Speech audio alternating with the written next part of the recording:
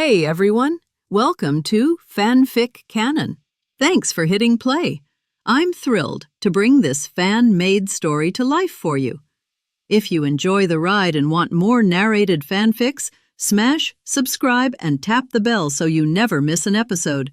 And if you want audiobook of a novel of your choice, join my Patreon. Request any title that's freely available online, and I'll produce a full narration just for you. Now, let's dive into today's adventure. The Kingswood lay south of King's Landing, divided from the city by the Blackwater Rush. Since the Targaryens had founded the capital, the forest had served as royal hunting grounds. For generations, it remained untouched. No settlements, no logging, no roads beyond the Rose Road cutting through its heart. As a result, its wildlife flourished, richer than anywhere else in Westeros. Some even claimed the children of the forest still lingered deep within its shadows. That balance collapsed during the reign of the Mad King. As royal authority weakened, the Kingswood became a refuge for those who could no longer survive within King's Landing.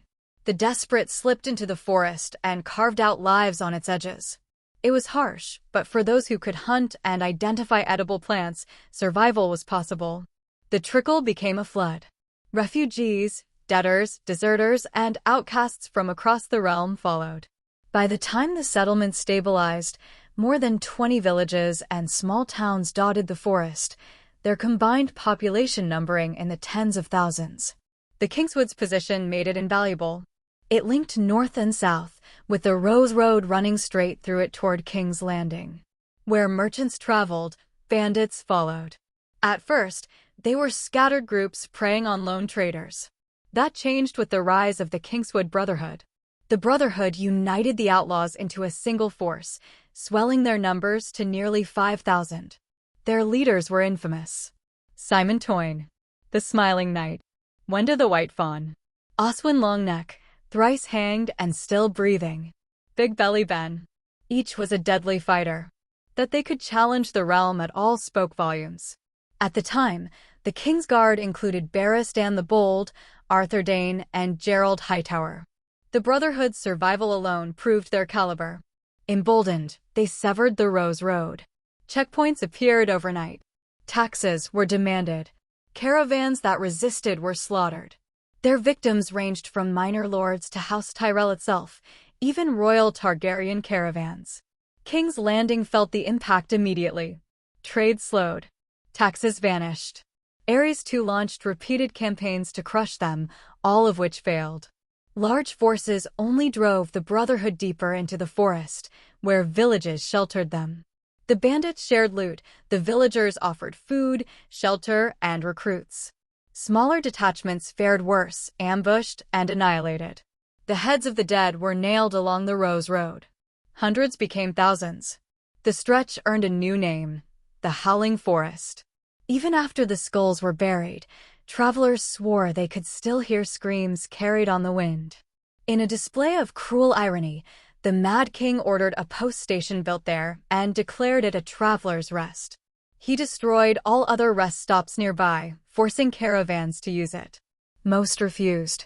Instead, they camped at Rat's Tail Rock, an open area near the forest with clear sight lines and room for large groups. Normally, a night there and an early start allowed travelers to cross the forest in a day. The Tyrell caravan was not so fortunate. They camped at Rat's Tail Rock as usual, but rain began that night and did not stop. It worsened with each passing day. Staying put meant missing the tournament in King's Landing, something King Robert would not forgive. Garland Tyrell gave the order to move. The decision proved costly. Years earlier, the Mad King had stripped the stone paving from this stretch of the Rose Road. In dry weather, it was merely unpleasant. In rain, it became a swamp. Wheels sank. Horses struggled. Anyone who stopped too long found their boots trapped in mud. By nightfall, the caravans still hadn't cleared the Howling Forest. Darkness fell just as they reached the Howling Forest Inn. There was no choice but to stop. Camping in the open mud was suicide. The inn was only a few years old, but neglect and damp had ruined most of it. Wooden buildings had rotted through. Only the stone front hall remained usable, and even that required a roaring fire to fight the cold and moisture. Nobles and attendants took shelter inside. Others pitched tents in the rain. Those with tents were luckier than the guards left on watch. Lind, known as the Bear Hunter, was originally assigned a tent. That changed when the nobles requested fresh game. A hunting party was assembled immediately, with Lind placed at its head by default. "I think we've got enough," Raoul said, lifting a fawn with an arrow clean through its skull. They had been hunting for over an hour. The haul wasn't enough for the whole caravan, but it would satisfy the nobles. Rain made tracking difficult, and Lind preferred traps to bows.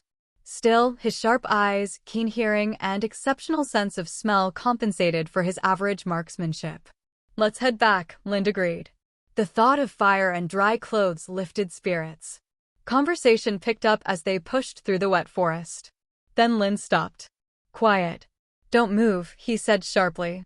He stared into the undergrowth to their right. Everyone obeyed at once. Prey was set down. Bows were raised. Lind focused, confusion flickering across his face. A moment ago, a wave of danger had slammed into him so hard his hair had stood on end. Now, nothing. He was about to dismiss it as instinct misfiring when he heard it. Breathing. Irregular. Close. "Stay alert," he hissed. The undergrowth trembled, too rhythmically for rain. Lind drew his twin swords. A massive black shape exploded from the forest. It moved too fast. It tore past the nearest hunters, seized a fallen fawn, and vanished back into the trees in a blink. Silence followed. "What was that?" Raoul whispered. "A shadow cat," Lind said. The word sent a chill through the group. A hungry shadow cat was death itself. That it had taken prey instead of a man was the only reason any of them were still alive. "It won't come back," someone said, uncertain. "You go," Lind ordered, setting down his boar. Raoul frowned. "You're hunting it?" Lind didn't answer. He waved them away and told them to report honestly. They hesitated, then obeyed. Alone, Lind exhaled. Though demoted to scout, everyone knew it was a test. His return was inevitable. Guards like Raoul understood that, and that was why they stayed close. Lind turned back toward the forest. The shadow cat had chosen him. And that meant something. Once the others were gone, Lind reached into his pocket and withdrew a small leather pouch. He dusted its contents over his exposed skin, rubbing the odor-masking powder carefully into his hands, neck, and face. Rain threatened to dilute it, so he pulled his hood low before moving on, relying on his keen sense of smell to follow the shadow cat's trail. He had not stayed behind for glory or legends. What had truly caught his attention were the bindings he had glimpsed on the beast. Woven vines, carefully tied. Not restraints, but supports, positioned so they would not hinder movement. Whoever had made them understood the shadow cat's anatomy well. And more troubling still, the arrangement was sized for a child. A grown rider would have been torn apart. Even skilled skin changers rarely survived bonding with shadow cats, especially at a young age. That left only one possibility. A child of the forest. The realization pulled Lind deeper into the Kingswood. For nearly half an hour, he followed the trail as the shadow cat's scent grew stronger. Other smells began to surface as well. Strange, layered fragrances that defied naming. Not floral, not earthy, yet unmistakably alive. They felt ancient. Natural in a way the modern world had forgotten. Lind slowed, letting the rain mask his movements. Ahead, the forest opened into a small clearing, a patch of grass that felt wrong simply by existing. At its center stood a low mound covered in turf. Drawing closer, Lind realized it wasn't a hill at all, but a dwelling skillfully disguised with branches, lichen, stakes, and packed soil. The shadow cat lay outside. The fawn it had taken was already torn apart. 3 or 4 cubs, no larger than kittens, fed eagerly on the remains. Lind watched them only briefly before his attention shifted to a cloaked figure seated nearby. The shadow cats showed no hostility toward the figure, yet they weren't relaxed either. The adult occasionally bared its teeth when a cub strayed too close, a subtle warning rather than a threat. Lind felt a strange pull as he studied the cloaked figure. He couldn't see the face, but the sense of familiarity gnawed at him, as if he had crossed paths with this person before, long ago. Then the mound moved. A section of turf slid aside, revealing a concealed wooden door. A small figure stepped out, carrying a wooden bowl. Lynn's breath caught. There was no mistaking it. A child of the forest. Dark chestnut skin. Oversized eyes and ears. A slender frame wrapped in bark-woven garments. A crown of flowers rested atop her head, and a stone dagger hung at her belt. Frail in appearance, yet Lind knew the truth. These beings had once broken armies and reshaped battlefields through skill and ancient magic alone. The child handed the bowl to the cloaked figure. The figure accepted it without hesitation and pulled back the hood, revealing a middle-aged man. He ate calmly, without suspicion, as though such moments were routine. Lynn's heart pounded. The man's face was unfamiliar, yet the sense of recognition sharpened, tugging at buried memories. Before he could place it, something brushed his leg. Lynn looked down. A shadow-at cub rubbed against his shin, purring softly. It was different from the others. Its fur was white, marked by bold black stripes. Beautiful, regal, and doomed. Such coloring would make survival nearly impossible. The cub's purring drew the mother's attention. Instantly, the adult shadow cat snapped toward Lind, growling low as she herded her cubs protectively toward the child of the forest. Steel flashed. The man rose with a sword in hand. The child of the forest drew her obsidian dagger, her other hand hovering near a pouch at her waist. Knowing he'd been discovered, Lind stepped into view. He didn't draw his weapons, though his hands rested on their hilts. The albino cub followed him, pressing close to his boots, ignoring its mother's warning growls. "I'm not your enemy," Lind said evenly. "I followed the shadow-at because it took prey I killed." The child of the forest tilted her head, understanding. She snapped a sharp command in a musical tongue. The shadow-at recoiled, clearly displeased, but lowered its stance. Before she could question Lind, the man sheathed his sword. "It's fine," he said calmly. "He's not an enemy." Then he looked at Lind and smirked faintly. "You're moving slowly. I thought you'd already be in King's Landing." Lind blinked. The familiarity clicked. "You're a faceless man," he said slowly. "From New Barrel." The man's smile widened. "Your instincts haven't dulled. If your name had been on the list, I wouldn't have taken the job." Lynn's gaze dropped to the scars across the man's torso. "Fresh. Severe. Then it's done." "Yes," the faceless man said, though not without difficulty. The child tugged at his sleeve. "Oh, right," he chuckled. "This is Spark. An old friend. She kept me alive." He gestured to Lind. "And this is Lind, the bear hunter." Spark's eyes widened. "The bear hunter?" she asked in fluent common. Lind inclined his head. "I didn't expect my name to reach your people." "I heard a bard sing of you," Spark said, humming the tune. The melody was richer than any Lind had heard. "But you're not how the song describes." "That's how songs work," the faceless man said dryly. Spark's attention shifted to the cub clinging to Lind. She circled him twice. "You have no magic. You are not a skin changer. Then why does it choose you?" The cub tried to climb Lind. When it failed, he lifted it gently. It immediately settled, content. "I don't know," Lind admitted. Spark found no answer and turned away. With a sharp command, the shadow cats retreated into the dwelling. Lind moved to hand the cub back, but Spark shook her head. "It chose you. Keep it." She turned to the faceless man. "Our debt is settled. Don't seek me again." "Friends," he offered lightly. "Friends don't bring danger," Spark replied. "Next time, bring a gift worth my patience." She closed the door. The ground trembled. Before Lind's eyes, the dwelling sank into the earth. Grass surged upward, erasing all trace of it. Within moments, the clearing became empty wilderness once more, as if no one had ever been there at all. At the moment, only Lind, the faceless man, and a young albino shadow cat remained in the meadow. "I still don't know your name," Lind said, turning toward the faceless man. "My former name was dedicated to the many-faced god along with my face," the faceless man replied, pulling the hood of his cloak back over his head. You can call me Bovo. That's my new name. Lind hesitated before asking, "Can you tell me what happened between you, Joel and Vortimer?" Bovo shook his head. "There's nothing to tell. These are all things of the past, and since I'm leaving this time, I won't be coming back. You don't need to worry about anything." It was clear that Bovo had misunderstood something, but Lind decided not to press the issue. Instead, he pointed to the wound on Bovo's chest. "Do you need any help? In your current condition, with this weather, you might not be able to make it out of the forest.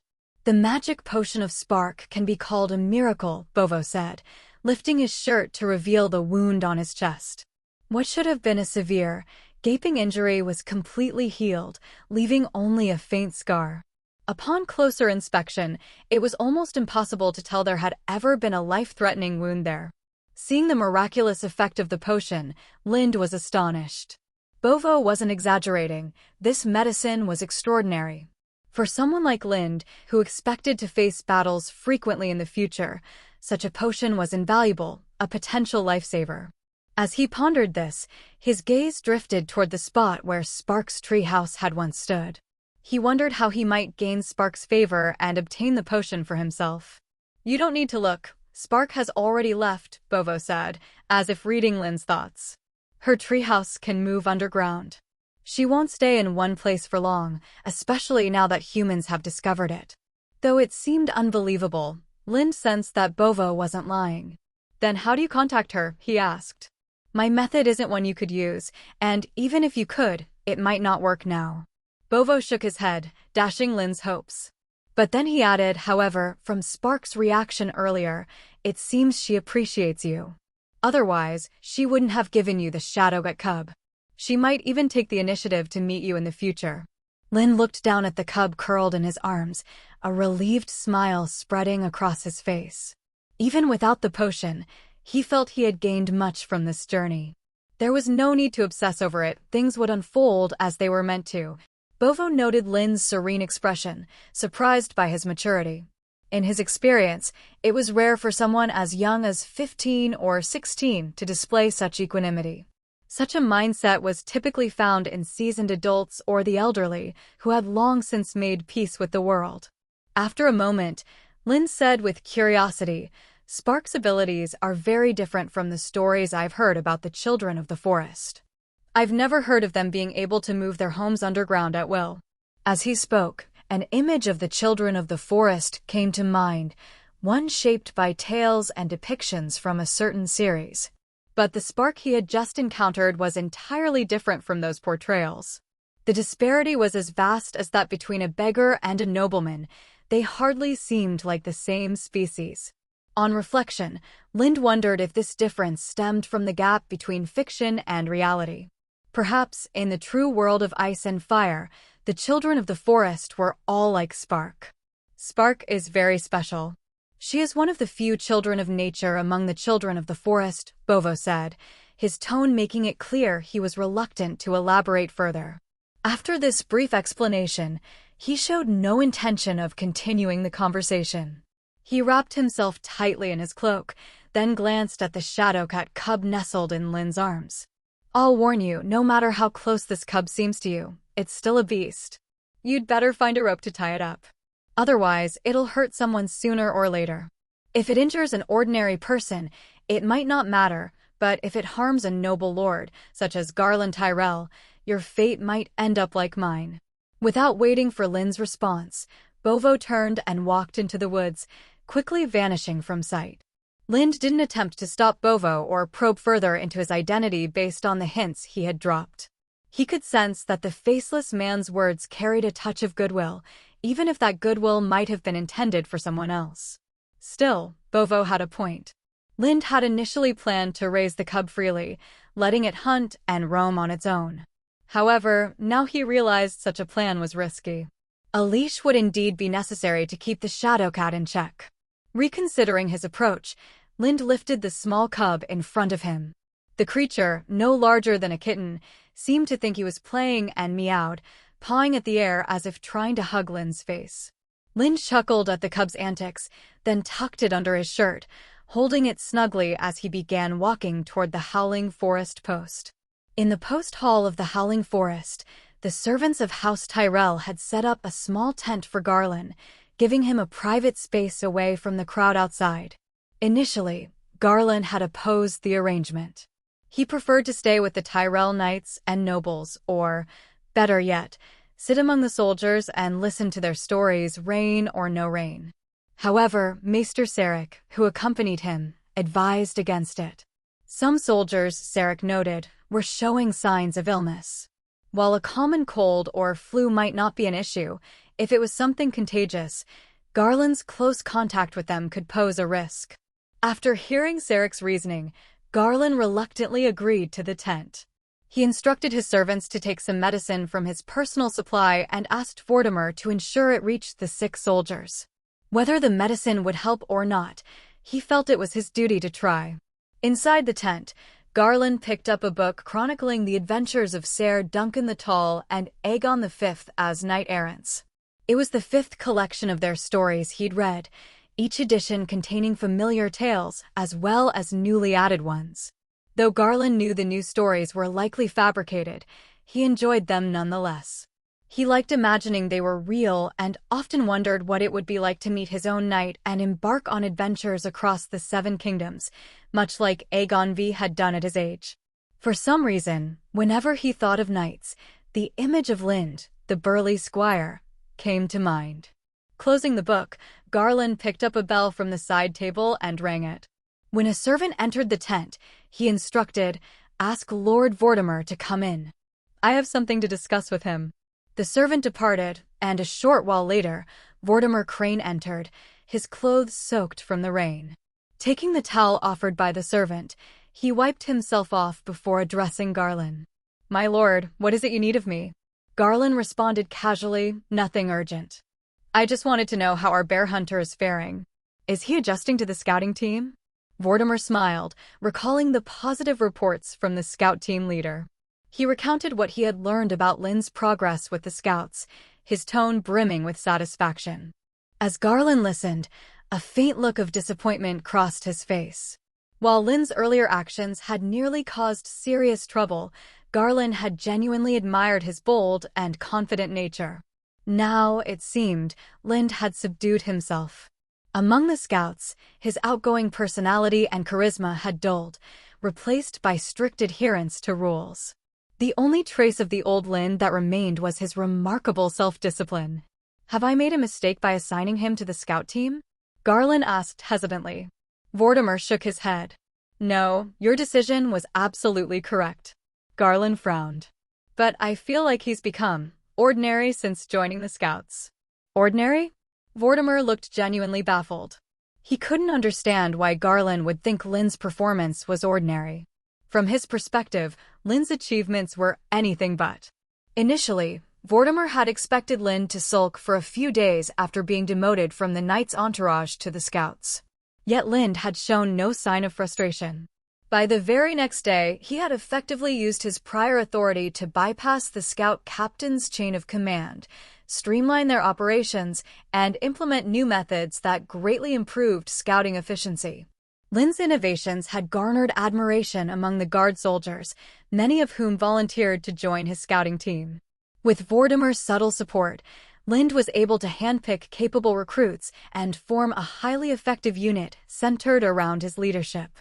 This kind of adaptability and initiative was extraordinary, especially in someone so young. In all of Vortimer's experience, he had never encountered a teenager with Lind's level of competence and resourcefulness. Garland, however, was still only a teen. Despite his fine education, some of his views were shaped by youthful inexperience.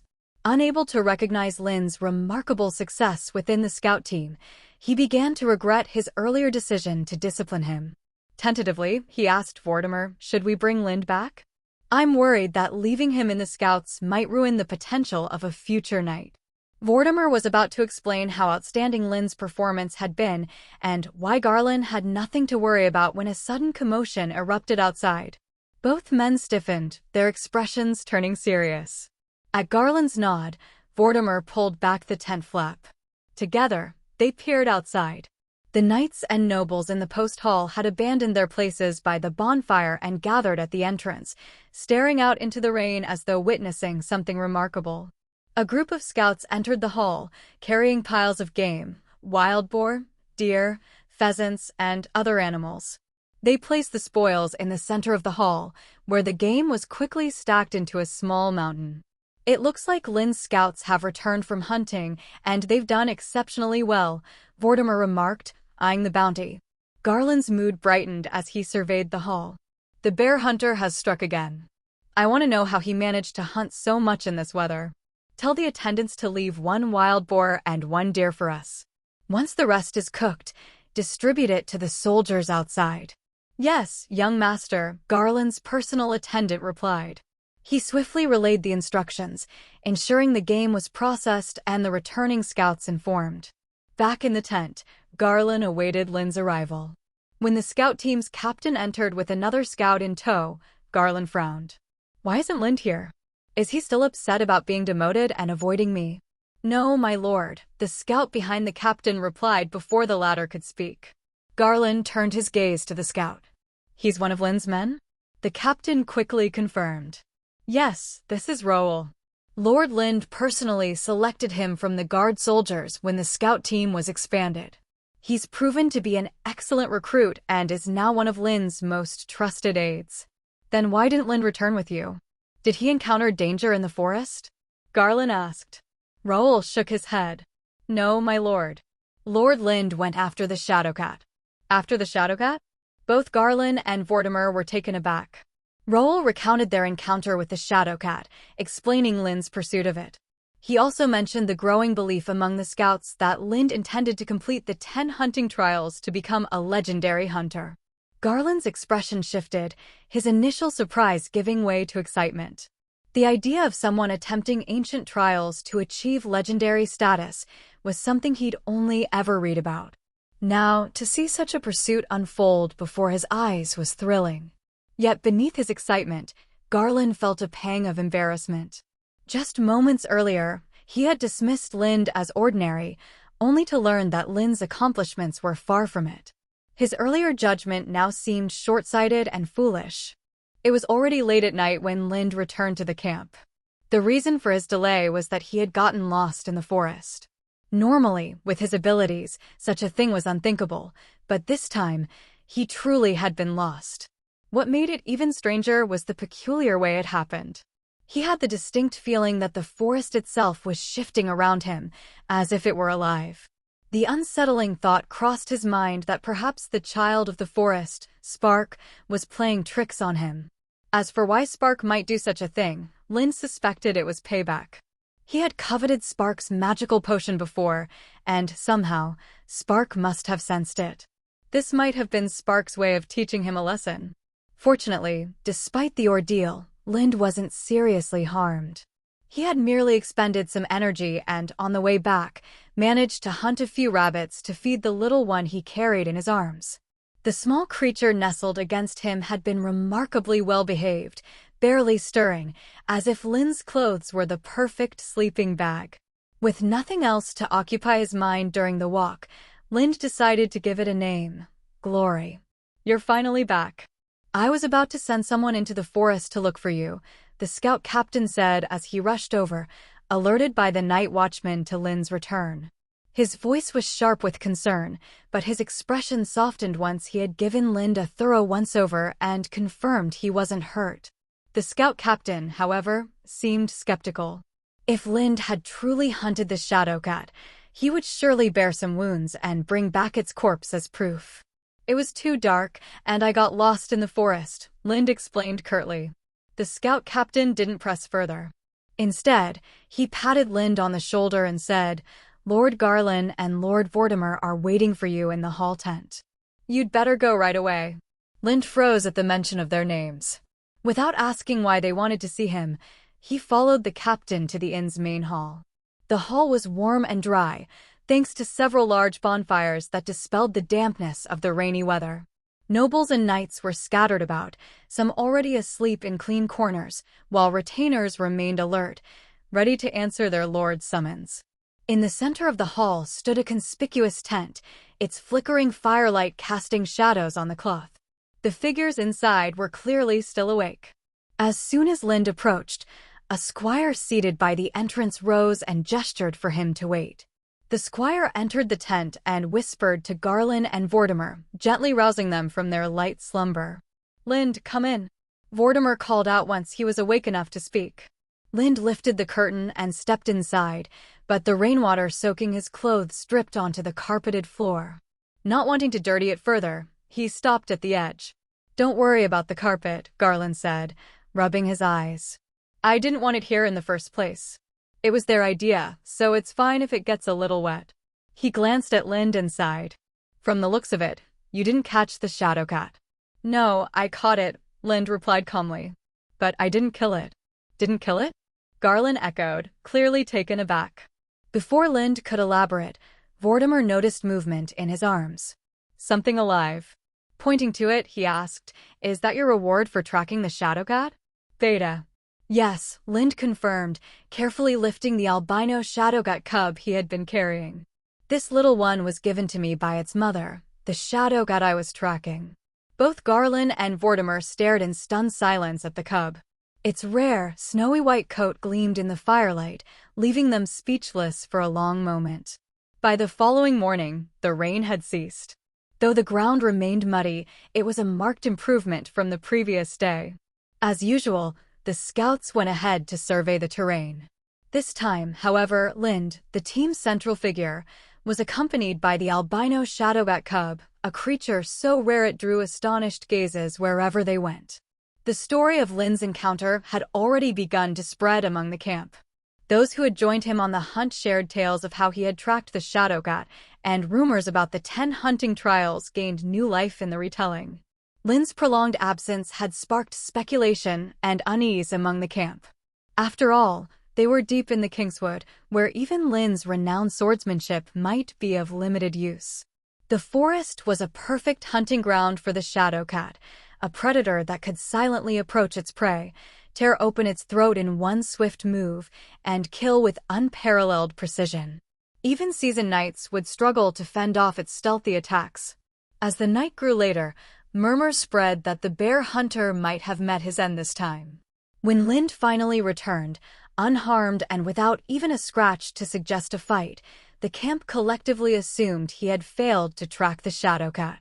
Yet shortly afterward, word spread from the post hall that Lind had indeed found and subdued the creature, not by killing it, but by capturing it alive. According to the story, Lind had discovered the shadowcat was a female with cubs.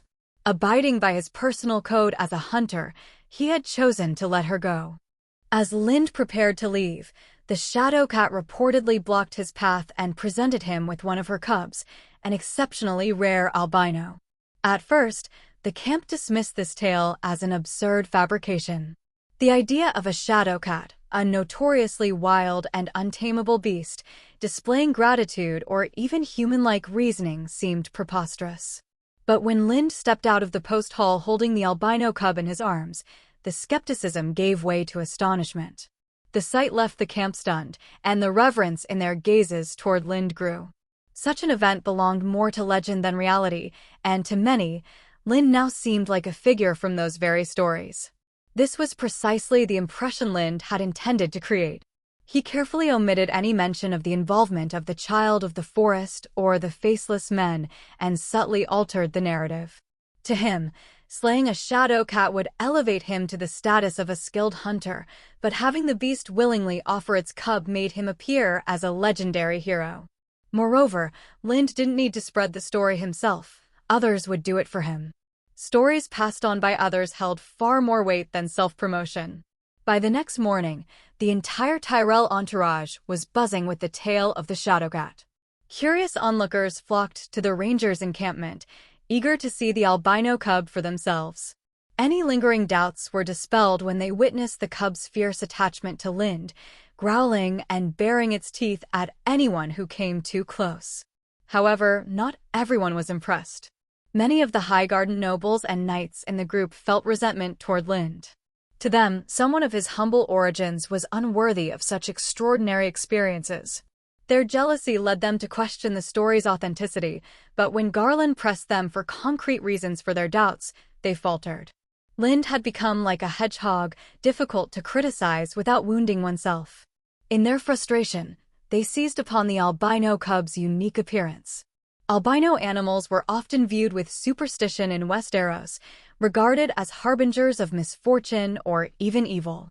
Folktales spoke of albino beasts as soul devourers, creatures whose victims would wander between life and death, unable to find rest, and eventually transform into White Walkers. While Garland dismissed such superstitions as nonsense and held no prejudice against deformities in animals or people, he recognized the need to address the opinions of those around him.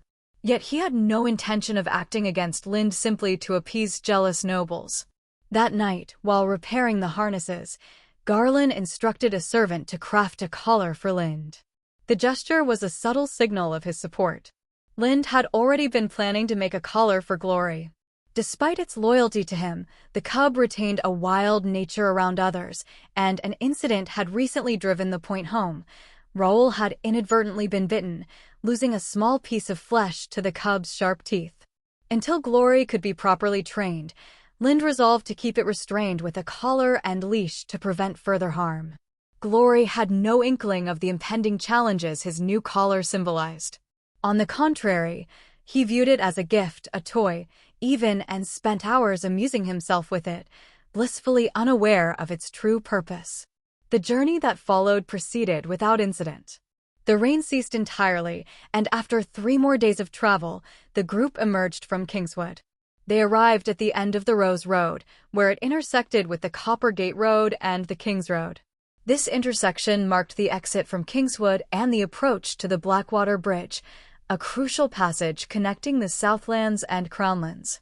Given its strategic importance, one might have expected a fortress or at least a garrison stationed there. Yet, there was only an abandoned barracks, a remnant of the campaign against the Kingswood Brotherhood. The barracks had been left to decay after the Brotherhood's defeat, and even under Robert Baratheon's reign, no effort had been made to fortify the location. Perhaps Robert deemed the Copper Gate Road, leading to Storm's End, secure enough without additional defenses, trusting his house's domain. However, as House Tyrell's procession reached the intersection, a group emerged from the decrepit barracks. Numbering around 100, these men wore black armor complemented by golden cloaks, a striking yet impractical choice. Their weapons were simple but functional, hammers at their waists and iron-headed spears in their hands. "They must be the gold cloaks of King's Landing," Raoul murmured to Lind, leaning in to share the observation.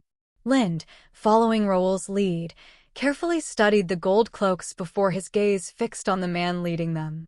This figure was tall and strikingly handsome, with flowing golden hair and piercing green eyes brimming with confidence. His lips, slightly upturned at the corners, gave him an air of sharp arrogance. He wore extravagant armor and a white cloak that flowed over his shoulders. Beneath it, a beautifully decorated sword, partially concealed, swung slightly with his movements. Jaime Lannister, the Kingslayer. Lind recognized him instantly. The man's distinct appearance, combined with the lion emblem on his armor, left no doubt about his identity. It wasn't just Lind who recognized him. Everyone in the Tyrell group knew who Jaime Lannister was, and their reactions were almost universal, expressions of disdain and disgust. Even Garland, usually composed and reserved, failed to hide his contempt. Jaime had earned his infamy during the War of the Usurper by breaking his sacred oath and slaying the mad King Aerys, whom he was sworn to protect. This act had solidified his reputation as the most dishonorable knight in the Seven Kingdoms, a label that eclipsed all others. Yet Jaime seemed unaffected by the scorn directed his way. He had grown used to such looks over the years. Once, he might have been provoked by them, but now he faced them with unshaken poise, knowing that any attempt to explain himself would fall on deaf ears. Instead, he kept his head high, as if to ensure the metaphorical crown he bore did not slip. As Jaime's gaze swept over the Tyrell soldiers, he noticed one set of eyes that differed from the rest. Among the sea of contempt, one person looked at him with a calm, neutral expression, entirely devoid of disdain. Intrigued, Jaime's attention lingered momentarily on this individual before shifting to Garland Tyrell, who had stepped forward with Vortimer at his side. "I've heard of you," the gallant Garland, Jaime said, riding closer to the Tyrell knight. His tone was mocking as he gave Garland an appraising look. "Judging by your appearance, you don't seem to have much in common with being gallant." The flippant remark immediately stirred resentment among the Tyrell party.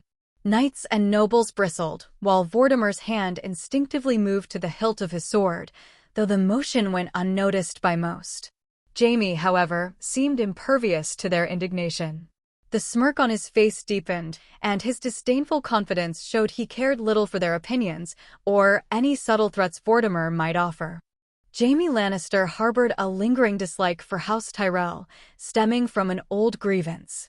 His father, Tywin Lannister, had once considered marrying Jaime's twin sister, Cersei, into Highgarden. Though the plan never came to fruition, the very notion left Jaime resentful toward the Tyrells. This made his current assignment to greet the Tyrell entourage particularly irksome. When Garland Tyrell arrived at Kingswood, Jaime had been waiting for days in the abandoned barracks near the entrance. The Tyrell entourage's delay had only fueled Jaime's frustration, and he was eager to vent his anger on Garland as soon as they met. "I'm only 10 years old this year." "I wonder what Lord Jaime was like at 10, Garland remarked with a calm smile, unfazed by Jaime's thinly veiled hostility. His tone was teasing, but his composure made it clear he wasn't intimidated. Jaime remained silent for a moment, taken aback. Privately, he acknowledged Garland's confidence. Leading a team from Garden to King's Landing at such a young age was a feat he himself couldn't have accomplished at 10. Still, he refused to show any admiration. Instead, he forced a smile and deflected, saying, "Why is it not your eldest brother Willis Tyrell leading the team to King's Landing, but you, a boy whose milk teeth have barely fallen out? Does House Tyrell disdain the tournament His Grace Robert has arranged for his son's birth? Or perhaps you're dissatisfied with the heir to the Iron Throne?" Unfazed, Garland countered smoothly, "Lord Jaime, it seems you've forgotten something. My father, Lord Mace Tyrell, is already in King's Landing. Are you suggesting my eldest brother is more important than my father? If House Tyrell had any issues with Robert's heir, my father wouldn't be in King's Landing, but back in Highgarden." Jaime's attempts to provoke Garland had clearly failed. Reluctantly, he moved on. "I've been commanded by His Grace Robert to greet the Tyrell entourage here. Follow me to the encampment site I've arranged for you." With that, he tugged at his horse's reins and turned toward King's Landing. As Jaime rode past the Tyrell party, his gaze fell on Lind, a Tyrell warrior standing among the scouts. At first glance, Lind didn't seem particularly remarkable, but Jaime's eyes were drawn to the albino shadow cat at Lind's feet. The creature, named Glory, was an unusual and striking companion. Jaime's expression briefly betrayed his astonishment and curiosity, though he quickly masked it. He reminded himself this was neither the time nor place for such distractions and resumed leading the Tyrells as instructed. The combined party of Lannisters and Tyrells marched along the King's Road in orderly formation.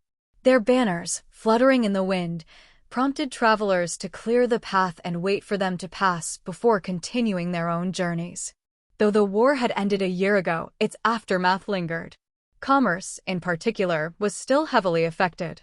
Not all of the Targaryen loyalists had been eliminated. While most surrendered after Prince Rhaegar's death, a few knights remained defiant, leading scattered remnants of House Targaryen's forces into hiding. These loyalists knew they couldn't reclaim the throne but sought refuge to plot their next moves. At the time, escape routes for the remaining Targaryen loyalists were scarce, practically non-existent, save for one option: heading south. The north, the Riverlands, the Vale, and the Westerlands were hostile territories, leaving only the Reach, under House Tyrell, and Dorne as potential allies. Both regions had been Targaryen supporters during the rebellion. Thus, the remnants of the Targaryen forces, with what remained of their strength, crossed the Blackwater Rush and set their sights on the south. However, before they could make it out of Kingswood, the tide turned sharply against them. The Tyrells and the Dornish, seeing the inevitability of Robert Baratheon's victory, publicly declared their allegiance to the new king, abandoning the Targaryens entirely. This betrayal sealed the fate of the loyalist remnants. To worsen their plight, Robert Baratheon immediately issued a royal warrant for the arrest of all remaining Targaryens and confiscated the estates of the lords and knights still loyal to their cause. This not only cut off their chances of regrouping, but also ensured they had no means of sustaining themselves or buying protection. Lord Mace Tyrell, eager to prove his loyalty to King Robert, ordered the nobles of the Reach to hunt down the Targaryen loyalists. This not only eradicated the remaining troops, but forced them to scatter, becoming bandits and outlaws. The Queen of Thorns, Olenna Tyrell, was livid. She smashed one of her prized Further East porcelain vases in frustration, fully aware of the damage this rash decision would cause.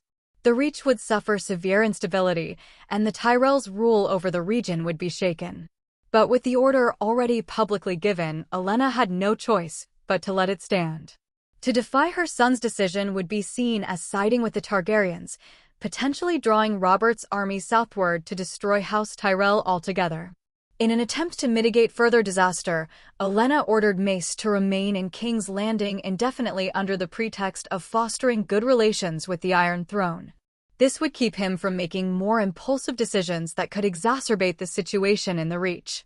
The fallout from Mace's decree was swift and devastating. As Olenna had predicted, the Reach was overrun by bandits, with some remnants of the Targaryens turning to brigandage and others falsely claiming to be loyalists to justify their raids. The Red Lake Forest Bandits, whom Lind had once helped eliminate, were just one such group. Across the plains, hills, and mountains between Highgarden and King's Landing, countless other gangs emerged, wreaking havoc. The impact on commerce was particularly severe. With roads unsafe for merchants, trade in the Reach ground to a halt. Castles and towns that relied on the flow of goods fell into stagnation, and the lords of the region faced financial losses that left them resentful of House Tyrell. This resentment was especially pronounced among those who had never fully supported the Tyrells as lords of Highgarden or wardens of the South. The unrest culminated in open challenges to Tyrell authority, such as the split within House Crane, just one of many signs of growing discontent. Despite efforts over the past year to restore order, the damage to commerce was profound. Merchant caravans rarely ventured into the region unless heavily escorted. The Rose Road, once bustling, now relied on patrols from House Tyrell caravan guards to provide a semblance of safety. Even so, only the bold or well-armed dared use it. This decline in trade became starkly evident as the Tyrell caravan approached King's Landing. Crossing the Blackwater Bridge, Garland Tyrell observed a jarring contrast. The southern roads were overgrown with weeds and stood abandoned, while the northern side teemed with life. Warehouses overflowed with goods destined for the Westerlands, Riverlands, and Vale, their prosperity a painful reminder of what the Reach had lost. Garland couldn't help but sigh at the sight, his heart heavy with frustration toward his father's reckless decisions. His grandmother's foresight had been sharp as ever. She had blocked his elder brother, Willis, from leading this journey, instead sending the 10-year-old Garland north. Willis had been kept in Highgarden to assist her directly, a clear indication of Olenna's plans. With her son proving unreliable, the Queen of Thorns had set her sights on grooming a grandson to take the reins and perhaps, eventually, the place of Mace Tyrell. After taking a moment to adjust his mindset, Garland began to notice something odd about the atmosphere in the crowd. The issue wasn't a direct threat, like an assassination attempt, but the way the people were looking at the procession. Ordinarily, civilians encountering a column of nearly 300 people would avert their eyes and keep their distance out of fear. Yet, the residents of King's Landing had gathered along the roadside, openly staring. Their expressions weren't neutral. They were filled with hatred and contempt. At first, Garland thought the animosity was directed at their group, but he soon realized it wasn't them the crowd despised, it was the man at the front of the column, Jaime Lannister. More precisely, it was the Kingslayer, sitting tall on his warhorse, exuding pride. Beta. Reflecting on what he had learned about the Usurper's War, Garland quickly understood the reasons for the animosity. Jaime wasn't hated merely for killing the Mad King, despite being sworn to protect him, but also because of his family name. At the war's end, Lord Tywin Lannister had led the Westerland's army in a brutal sack of King's Landing. Countless civilians had suffered at their hands, and the people's hatred had since coalesced around the most prominent Lannister in the city, Jaime. For a moment, Garland felt a twinge of sympathy for Jaime. The constant stares of loathing and disdain would have driven most men mad, yet Jaime endured it with an unshakable will. Garland couldn't imagine himself remaining so composed under such pressure. His respect for Jaime's resilience grew, even as he maintained his outward composure. While Garland analyzed the dynamics of the city, using observation techniques taught to him by the Queen of Thorns, others in the Tyrell group were reacting differently. Lind, like many of his companions, was gazing around in awe at the city of King's Landing. For most of them, this was their first time leaving Highgarden, and they had long anticipated seeing the Seven Kingdoms' most famous city. However, the outskirts of King's Landing proved disappointing. The towering walls, which should have exuded grandeur and strength, were marred by signs of neglect and decay. These weren't scars from sieges, but the result of years of poor maintenance, making the walls seem on the verge of collapse. Even more disheartening were the city's residents. Many were clothed in rags, looking more like refugees than the proud citizens of the realm's capital. It wasn't long before the group realized they were right to assume as much. Most of the people they saw were, in fact, war refugees. Unable to return to their homes, where their lands had been seized by local lords, they had no choice but to eke out an existence in King's Landing. The influx of refugees had overwhelmed the city's capacity to accommodate them. While Tywin Lannister's army had culled a significant portion of the population during the sack a year ago, the demographic void had quickly been filled by waves of displaced people. With the city already overcrowded, new arrivals had built makeshift shelters of wood and cloth outside the walls, forming sprawling refugee camps that stretched from the Mud Gate to the Iron Gate. Over time, these camps had transformed into chaotic, lawless settlements. The refugees brought myriad problems. Theft, robbery, and the rise of organized crime became rampant. For Lind, however, the most immediate issue was the filth. The streets were littered with human waste, creating a stench that was almost unbearable. Fortunately, Lind had thought ahead and placed his prized shadow cat, Glory, in a special pocket on his chest, sparing it from the grimy conditions. The thought of Glory brushing against the filth was unbearable. The group's journey through this squalor didn't last long. Upon reaching the King's Gate, they turned westward, skirting the Colosseum to approach Lion's Hill. This small hill, located near the Lion's Gate on the northwest side of the Colosseum, offered the best vantage point in the area. From there, one could overlook the arena and enjoy a full view of the action within.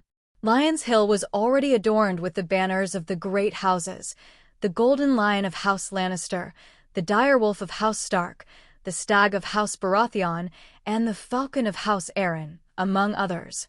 The Golden Rose of House Tyrell was also present, indicating that Lord Mace Tyrell had prepared a campsite for his entourage in advance. However, their camp's placement was notably poor. Located on the west side of Lion's Hill, it offered no view of the Colosseum. Even the camp of House Martell from Dorne had been given a better location, suggesting that Mace Tyrell's efforts to smooth relations over the past year had borne little fruit. Jaime Lannister wasted no time. After escorting the Tyrell party to the entrance of their camp, he turned his horse and left without so much as a glance back. Garland, after speaking with the camp's guards to confirm his father's whereabouts, led a group of nobles and knights, including Vortimer, out of the camp and toward the Red Keep in King's Landing. The rest of the Tyrell party remained behind, settling into their assigned tents and being organized into patrols, guard rotations, and other duties for the duration of their stay. It was likely Garland who made the special arrangements before his departure. Lind wasn't assigned to patrols or guard duty like the others. Instead, he was given a specific order to select a few sharp individuals from the ranks and venture into various areas of King's Landing to gather intelligence. During the War of the Usurper, Tywin Lannister's brutal sack of King's Landing severely disrupted the intelligence networks House Tyrell had previously established in the city. In the years following, the Hand of the King, Lord Jon Arryn, along with the Master of Whisperers, Varys, systematically dismantled the strongholds of rival intelligence networks within the city, including those of House Tyrell. As a result, the Tyrells were left largely in the dark about the goings-on in King's Landing, knowing only what was already public knowledge. Lord Mace Tyrell, ever unreliable, had made no effort in the past year to rebuild this intelligence network. For him, attending banquets and currying favor with the new Baratheon dynasty's nobles took precedence over strategic information gathering. This left the Tyrells ill-prepared and uncertain about their next steps in the capital. Garland's visit to King's Landing, though officially to attend the tournament, was also a covert mission under the Queen of Thorns' orders to rebuild the Tyrell intelligence network. Without Lynd, Garland would have had to rely on Vortimer for intelligence gathering. However, Vortimer's prominence as Highgarden's Master-at-Arms and the Master of Swordsmanship in the Reach made him too noticeable in King's Landing, a liability in espionage. Lynd, on the other hand, was a far more suitable choice. While his skills rivaled those of Vortimer, his reputation as the bear hunter was largely confined to the Reach. In King's Landing, he was just another unremarkable Tyrell soldier, an advantage that made him ideal for discreet operations. Garland took the task seriously. He paid Lynd's monthly salary in advance, provided an additional 30 golden dragons, 100 silver stags, and 800 copper stars as operating funds, and even gave Lynd authority to select his team. It was as if Garland had appointed him a temporary Master of Whisperers. Lynd accepted the responsibility without hesitation.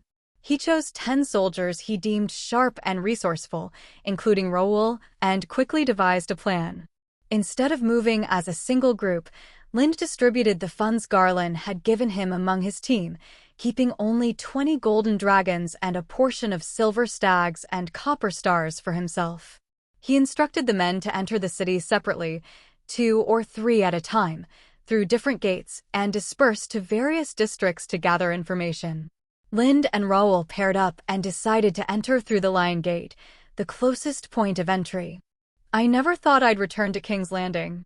I never imagined I'd be back here again," Roel murmured as they passed through the Lion Gate. He gazed up at the towering gate and the lion statues flanking the drawbridge. Hearing this, Lynd glanced at Roel while feeding Glory, his pet, pieces of meat. "You've been to King's Landing before?" "Yes," Roel replied with a nod. "A few years ago, I came here with Lord Brandon's caravan. Back then, the Mad King was still on the Iron Throne, the Lord of the North hadn't been burned alive, the new king was just Jon Arryn's ward, and the woman I loved hadn't yet spread her legs for another man." Lynd's eyes flickered with interest as he studied Roel, sensing that this veteran of House Tyrell carried a heavy story. After entering the city, Lynd handed over the task of navigating to Roel, given his prior visit to King's Landing. However, it didn't take long for Lynd to regret this decision. At a busy intersection, Roel came to a stop, clearly unsure which path to take. "I thought you said you'd been here before?" Lynd asked, his brow furrowed. "I have," Roel replied, scratching his head in embarrassment. "But I only wandered around Fishmonger's Square near the Mudgate. I've never been in this part of the city." Lynd sighed, realizing that partnering with Roel might have been a mistake. Still, there was no turning back now. With a resigned expression, he gave Roel an exasperated glance, took a deep breath to steady himself, and scanned the surroundings. Nearby, a group of children was playing in the street. Spotting an opportunity, Lynd approached them. The children stopped playing as soon as they noticed the unfamiliar, armed man heading toward them. They huddled together, watching Lynd with wary eyes. When Lynd approached the children, he pulled a copper star from his pocket, holding it out in his palm. "Who can tell me where the busiest pubs nearby are and how to get there? These copper stars will be yours," he said plainly. To his surprise, the children didn't rush to answer as he had expected. Instead, they exchanged glances and then all turned to one child, neither the oldest nor the strongest, waiting for him to respond. It was clear this child was their leader. The boy stepped forward confidently and addressed Lind. "My lord, if you're looking for a tavern full of people nearby, you should go to the Old Cripples Inn. The smiths, leatherworkers, and other craftsmen like to drink there during their breaks." He paused, studying Lind before continuing. "But I don't think that's what you want.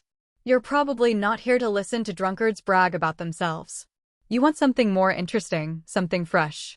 If so, I'd suggest the taverns and brothels on Silk Street.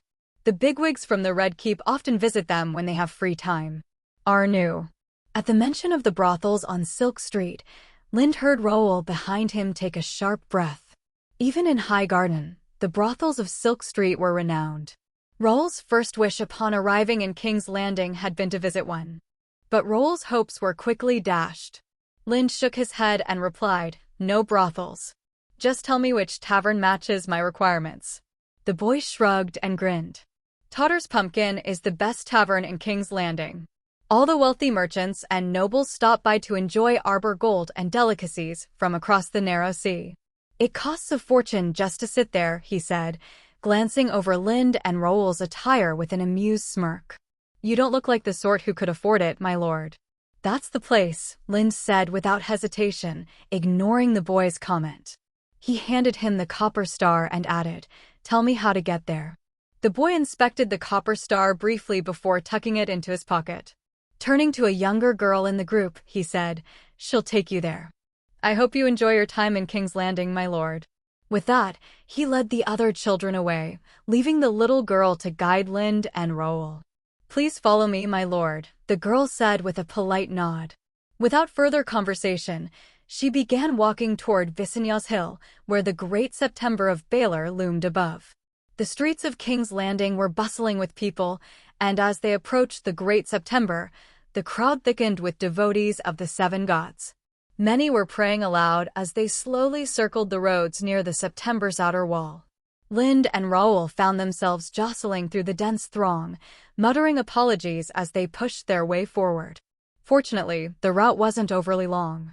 After navigating the crowd of pilgrims, the girl led them around the packed Baylor Square, past the end of the King's Road within the city, and into a quieter alley.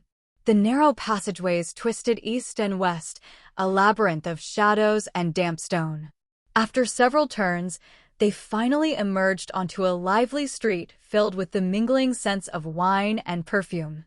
"This is the place," the girl announced, pointing to a 3-story building adorned with elaborate decorations and a golden pumpkin sign.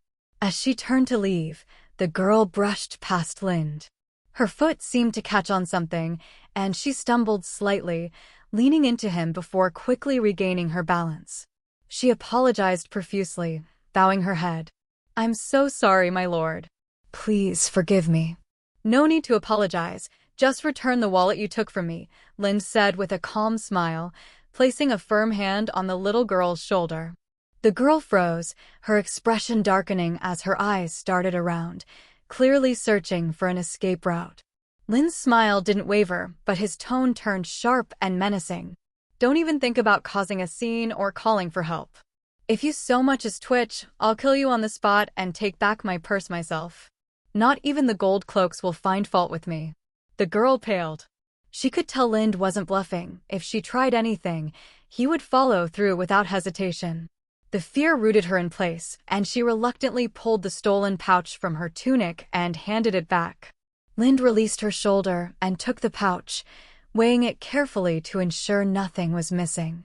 Satisfied, he turned his gaze back to the girl, who looked at him with a mix of fear and confusion. Despite catching her red-handed, Lind didn't seem angry. Instead, he reached into the pouch and pulled out a few copper stars. He held them out to her. "Here. Take your guide fee, apologize, and you're free to go." The girl blinked, stunned. She had fully expected to be beaten or worse, but instead, he was letting her off lightly and even paying her. Without hesitation, she snatched the copper stars, bowed her head in apology, and darted away as fast as her legs could carry her. "Are all the children in King's Landing this clever? Stealing a purse like that?" Roel asked, incredulous. "Lord Lind, are you really letting her go?" Lind shot Roel a cold look. What do you expect me to do? Beat her? Kill her? I was bluffing when I said I'd kill her. He glanced toward the alley where the girl had vanished. Besides, those children aren't just ordinary street urchins. Roel furrowed his brow in confusion, but Lind didn't elaborate. He couldn't very well explain that he recognized the signs of various little birds from the stories he had read in another world. There was no benefit in antagonizing the Master of Whisperers, especially since Lind had no intention of staying in King's Landing for long. With a curt gesture to Roel, Lind walked into the tavern known as Totter's Pumpkin. The tavern's interior was as impressive as its ornate exterior. The walls and pillars were adorned with decorations sourced from across the world, creating a strikingly exotic atmosphere. However, the centerpiece of the room drew the most attention, an old-looking canvas bag hanging in the middle of the hall. Its material, though resembling ordinary canvas, was unmistakably luxurious and rare. Its purpose for being displayed was unclear, adding an air of mystery. Though it was only afternoon and not yet the tavern's busiest time, the place was lively. The crowd consisted mainly of idle court nobles and merchants from distant lands. As Lind and Roel observed the room, a waiter approached with a polite bow. "Good afternoon, my lords. May I assist you?" The waiter's demeanor remained professional, betraying no disdain for Lind and Roel's modest attire. "I've heard this is the finest tavern in King's Landing, offering the best wine and food," Lind said casually, his confidence in stark contrast to Roel's evident unease. The waiter smiled, his confidence unwavering. "Indeed, my lord. As long as your coin is sufficient, we can provide wine and food beyond your imagination." Lind reached into his pouch and displayed the 20 golden dragons within. "Will this be enough?" The waiter inspected the pouch and nodded. "Not enough for the most exquisite fare, my lord, but certainly sufficient for fine, ordinary wine and food." "That will do," Lind replied with a faint smile. "We're not the type to require extravagance. Just find us a discreet seat in a good location." "As you wish, my lord," the waiter said, bowing deeply. He led them to a quiet table near a window on the second floor. The vantage point offered a clear view of the courtyard below, where singers and dancers performed to entertain the patrons. Once seated, Lind motioned for Roel to relax and tossed the pouch of golden dragons to the waiter. "Bring us enough food and drink for 20 golden dragons. And also, prepare some raw meat for me." The waiter hesitated, puzzled. "Raw meat, my lord?" Before the man could draw the wrong conclusion, Lind reached into his cloak and brought out Glory, his animal companion. The creature stretched, yawning widely, before letting out a low howl that echoed through the tavern. After nightfall, the tavern became a hub of activity. Officials, nobles, and knights from King's Landing gathered there to pass the time, while others used its private rooms to conduct discreet business discussions. During the day, Lind and Roel had secured an excellent seat overlooking the tavern courtyard, where they could enjoy the performances while eating and drinking. However, at night, when the stage was moved to the tavern center, their vantage point became less favorable. For Lind, though, this spot was ideal, directly beneath the private boxes rented by influential patrons for their confidential conversations. The tavern's owner had taken great care to make the boxes soundproof, using special materials and construction methods to prevent eavesdropping. Combined with the ambient noise of the tavern, these measures ensured that conversations inside remained private unless someone shouted. However, these precautions posed little challenge to Lind. Thanks to his extraordinary hearing, he could discern conversations even when voices were intentionally lowered. Moreover, the tavern's owner had secretly installed copper pipes within the walls of these private rooms, likely for his own eavesdropping. These pipes amplified sound, allowing Lind to pick up conversations with ease without needing to focus. He spent the entire afternoon leaning against the wall nearest the pipes, listening in while Roel kept watch nearby to warn him if anyone approached. That afternoon yielded little valuable information, mostly mundane chatter and minor secrets about bribery and backroom dealings. Still, Lind mentally recorded the more notable details, such as which influential figures in the Red Keep might be susceptible to bribery and could potentially aid the Tyrells in establishing alliances. Without pen and paper, He could only remember select details, focusing on the most relevant bits.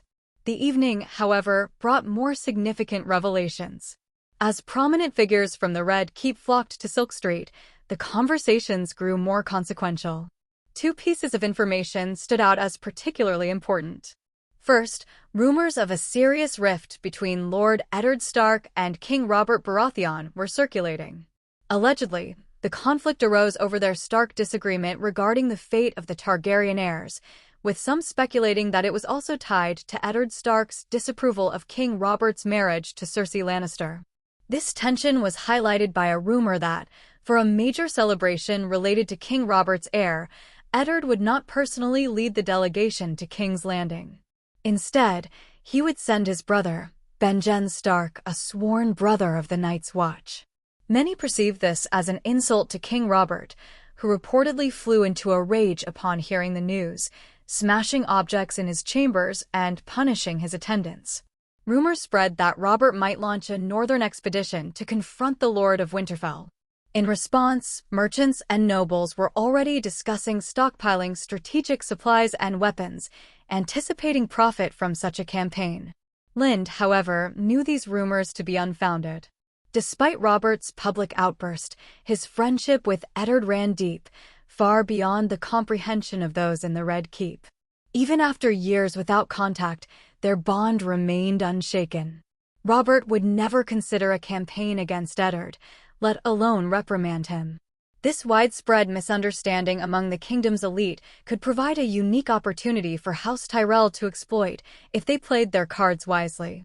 The second piece of intelligence concerned the growing rift between Robert and his younger brother, Stannis Baratheon. The tension stemmed from Robert's decision to grant Storm's End, the ancestral seat of House Baratheon, to their youngest brother, Renly, while Stannis was relegated to Dragonstone, a barren and less prestigious holding. In Stannis's view, his defense of Storm's End during the War of the Usurper had been crucial. His resistance delayed the Tyrell army, giving Robert the freedom to face and defeat Prince Rhaegar at the Ruby Ford, ultimately securing victory against the Targaryens. Logically and emotionally, this effort should have made him the rightful heir to Storm's End. Instead, he was granted Dragonstone, a holding traditionally reserved for the Targaryen crown prince, but now a token gesture under the Baratheon dynasty. To Stannis, this appointment felt like the ultimate insult. This simmering resentment boiled over at a recent small council meeting. Stannis openly voiced his grievances to King Robert, who not only dismissed his concerns but rebuked him for failing to capture Viserys and Daenerys, the two surviving Targaryens. Their heated exchange quickly became the talk of King's Landing, with rumors spreading of a serious fallout between the brothers. However, a servant bribed by a cunning hand learned that after Stannis returned home, his anger was directed not at Robert but at Renly. This reaction made sense. Publicly cursing the king would be dangerous, while venting frustration at Renly carried fewer consequences. Even if Robert learned of it, Stannis wouldn't face severe punishment. When Lind heard this, he quickly grasped its significance. To him, the supposed rift between Stannis and Robert was likely a smokescreen, a calculated performance to manipulate perceptions in King's Landing. Anyone who tried to exploit this discord between the brothers would likely fall into a carefully laid trap. However, Stannis's animosity toward Renly was genuine, and therein lay the real opportunity. As history would later confirm during the War of the Five Kings, Stannis deeply resented Renly's inheritance of Storm's End. This resentment festered into outright hatred, which Lind believed to be genuine even at this stage. Renly, on the other hand, was still in a precarious position. He lacked the power to stand independently against either Stannis or the Stormlands nobility. Renly needed allies to solidify his claim, and House Tyrell was uniquely positioned to offer that support. Lind reasoned that forging an alliance with Renly could serve as a stepping stone for House Tyrell to increase its influence in King's Landing. Renly's need for backing aligned perfectly with the Tyrells' ambitions, making this a mutually beneficial arrangement. The long-term ramifications of the War of the Five Kings were too distant to concern Lind. The current opportunity was all that mattered. Adding this variable to the equation could reshape the future in unpredictable ways. Satisfied with this critical piece of intelligence, along with the other fragments he had gathered, Lind felt the mission was nearly complete. He relaxed, allowing himself to enjoy the food and wine. He even encouraged Raoul, who had been tense throughout, to unwind by ordering a bottle of Arbor Island wine for him. Though it was the tavern's cheapest vintage from Arbor Island, it still cost 2 golden dragons, an extravagant sum for Raoul. AOS. Raoul's drinking style shifted from the careless gulps of the afternoon to careful sips, treating the wine like a precious commodity. Lind chuckled at his friend's restraint and teased, "Don't be so cautious. Take a bottle with you when we leave." Raoul quickly declined, shaking his head. "No, this kind of wine isn't for someone like me." Seeing Raoul's reluctance, Lind didn't press the matter.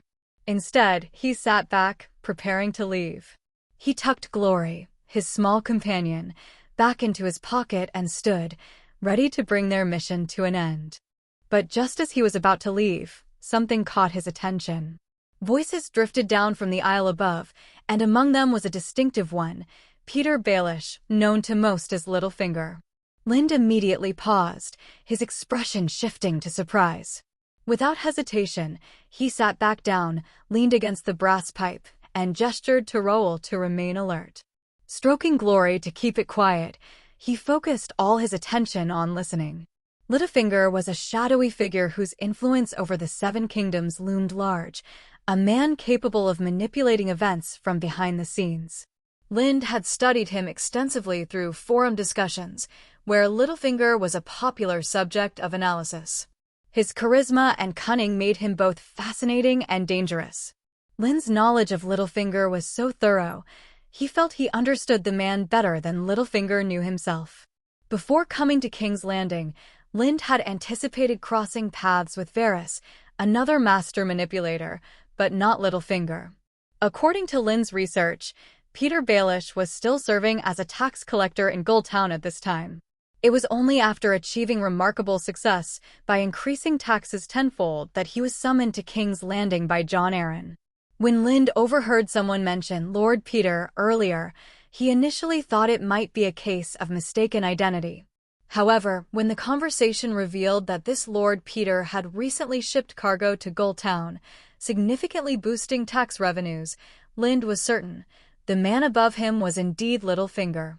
Through careful eavesdropping via the brass pipe, Lind discovered that Littlefinger was already deeply entangled in the workings of King's Landing. He had quietly acquired Totter's Pumpkin and owned several taverns and brothels on Silk Street, laying the groundwork for his future schemes in the capital. Lind reflected on his position.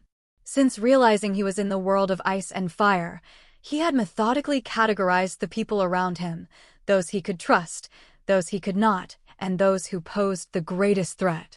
Littlefinger was firmly on the last list. Even with Lind's prophetic knowledge of events, he wasn't confident he could outmaneuver a schemer of Littlefinger's caliber. Long ago, he had resolved that if circumstances ever made them enemies, the only viable option would be to eliminate Littlefinger decisively, regardless of the risks. Now, fate had placed Littlefinger unexpectedly close, prompting Lind to marvel at the twists of fortune. Listening further, he learned the purpose of Littlefinger's covert visit to King's Landing, a meeting with the commander of the City Watch, Janos Slynt. While Janos Slynt commanded the city's largest standing force, his social status remained low. To the nobles of the Red Keep, he was little more than a butcher's son, a watchful dog they kept on a short leash. But Littlefinger clearly saw beyond this, recognizing the immense potential in the power Slynt wielded over the City Watch. Before Janos arrived, Littlefinger dismissed the tavern manager after giving him a few instructions. He then ordered the boxes on either side of his room cleared and stationed guards in the aisles to deter any eavesdropping.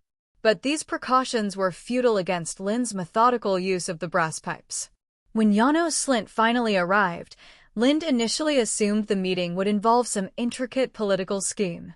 Instead, it turned out to be about smuggling. Littlefinger had a shipment from the Free Cities that he needed to unload in King's Landing. The cargo would incur steep taxes, and he sought Janos's help to avoid them. While Slint had no direct authority over dockside taxation, he controlled the garrison responsible for its security. His involvement would make it easy for Littlefinger to smuggle the goods unnoticed. Their conversation revealed that this wasn't their first such collaboration in the past year. Janos's voice, sharp and grating like a rooster's squawk, was easily recognizable. "I'm curious what cargo has made you, Lord Peter, come all this way yourself," he said. "Some trinkets from across the channel," Littlefinger replied evasively, before adding with emphasis, "These things are for the bigwigs in the Red Keep." "I think Lord Janos." "Don't worry, I'm not interested in this stuff," Janos interjected greedily. "As long as it doesn't cause me trouble and Lord Peter can offer sufficient compensation. This time, I want double the usual rate paid in cash." There was a pause after the commander's demand. Then Littlefinger replied, "Fine. But the item will be stored in the warehouse at the docks before delivery, and you must be responsible for its safety." "Fine," Janos Slint agreed without hesitation. "This is all the information we have gathered this time." Lind stood inside the main tent on Lion's Hill outside King's Landing, addressing Garland, who sat at the head of the table. He methodically detailed the various pieces of intelligence collected in King's Landing. The tent was occupied by 4 men, Garland, Vortimer, an elderly man dressed as a maester, and a slightly stout, middle-aged knight. The latter two had been eyeing Lind with curious expressions from the moment he entered, as though examining a rare specimen. As Lind presented his findings, his gaze discreetly flicked toward the 2 strangers, assessing them. Their identities were easy to discern. The old maester wore a chain of 8 links, each forged from a different material, a mark of academic distinction. There was only one man in the Tyrell household who fit this description, Maester Mallows, the chief advisor to the House Tyrell and its most learned scholar. He was once the mentor of Maester Sarek, who now assisted Garland. The knight, on the other hand, was Roger Redwine, commander of the Tyrell garrison and nephew to the Queen of Thorns. Orphaned at a young age and largely overlooked by House Redwine, Roger had been raised by the Queen of Thorns herself and later served as her squire. After Mace Tyrell assumed the title of Lord of Highgarden, Roger was appointed as garrison commander. Although his title paralleled that of Janos Slint, Roger's authority far surpassed Slint's, as did his status. However, Roger seldom exercised his power, preferring instead to delegate command responsibilities to various knights under his authority. He had adopted an idle lifestyle, indulging in food, drink, and leisure, aware that his talents were mediocre at best. Fully cognizant of his limitations, Roger refrained from overreaching, a stark contrast to Mace Tyrell. For instance, during Robert's Rebellion, Roger ceded command of the army to Randall Tarley while limiting himself to logistical duties as the commander of the City Watch. His self-awareness endeared him to the Tyrells and secured his long-standing position. After the rebellion, both Roger and Mallows accompanied Mace Tyrell to King's Landing. However, their inability to court favor or excel politically left them ineffective in the capital. When Garland assumed a larger role in the family's affairs, both men volunteered to assist him, sensing their skills would be better appreciated by the younger lord. Their relationship with Garland was informal, Mallows, his former teacher, and Roger, his uncle by marriage, making their conversations on the journey from King's Landing notably relaxed. Garland had spoken extensively about his experiences, including mention of Lind, the legendary bear hunter. Naturally, this piqued the interest of the 2 senior advisors. Upon meeting Lind, however, both men were underwhelmed. His towering frame and rugged appearance, he seemed almost bear-like, with his head nearly brushing the tent's ceiling, clashed with their expectations of a swordsman lauded for his grace and precision. Instead, they dismissed him as a brute, likely more reliant on raw strength than intellect. That perception was quickly shattered as Lind began his report. Each detail was presented with precision, clearly prioritized and meticulously organized. The effort required to arrange such intelligence bespoke a keen mind, one at odds with his rough exterior. The stark contrast between Lind's imposing physical presence and his sharp, methodical intellect left a lasting impression. The dissonance amplified the impact of his competence, catching both Mallows and Roger off guard. Even Garland and Vortimer, who had known Lind longer, betrayed a hint of surprise at his performance. After Lind finished reporting all the intelligence, Maester Mallows couldn't help but laugh. "I almost thought the one reporting the intelligence was Lord Varys, the master of whisperers of the Iron Throne." "You felt that way too?" "I thought it was just me," said Roger Redwine, looking equally surprised. Maester Mallows turned to Garland and remarked, "Garland, it seems the greatest gain from your trip to King's Landing was this bear hunter." Garland couldn't help but smile with satisfaction at the praise. For House Tyrell, the more capable their subordinates proved to be, the more pleased they were. They fully understood that their house's continued prosperity couldn't rest solely on family members. It was crucial to continually attract skilled outsiders to sustain their influence and strength. This was especially true for House Tyrell in the aftermath of the War of the Usurper and subsequent unrest in the Reach, which had drained much of their talent. Even Garland, barely 10 years old, had been forced to step up and shoulder responsibilities, highlighting the severity of the problem. House Tyrell needed new talent now more than ever, which explained why Garland had so decisively transferred Lind from House Crane to House Tyrell during his time in New Barrel. Unlike most other noble houses in the Seven Kingdoms, House Tyrell valued external talent to an unusual degree. While even House Lannister showed some appreciation for foreign talent, they didn't match House Tyrell's level of tolerance and openness in this regard, as many other houses clung firmly to the ideology of bloodline supremacy. "Since you've already compiled the intelligence, you must have analyzed it as well," Maester Mallows said, giving Lind an approving look.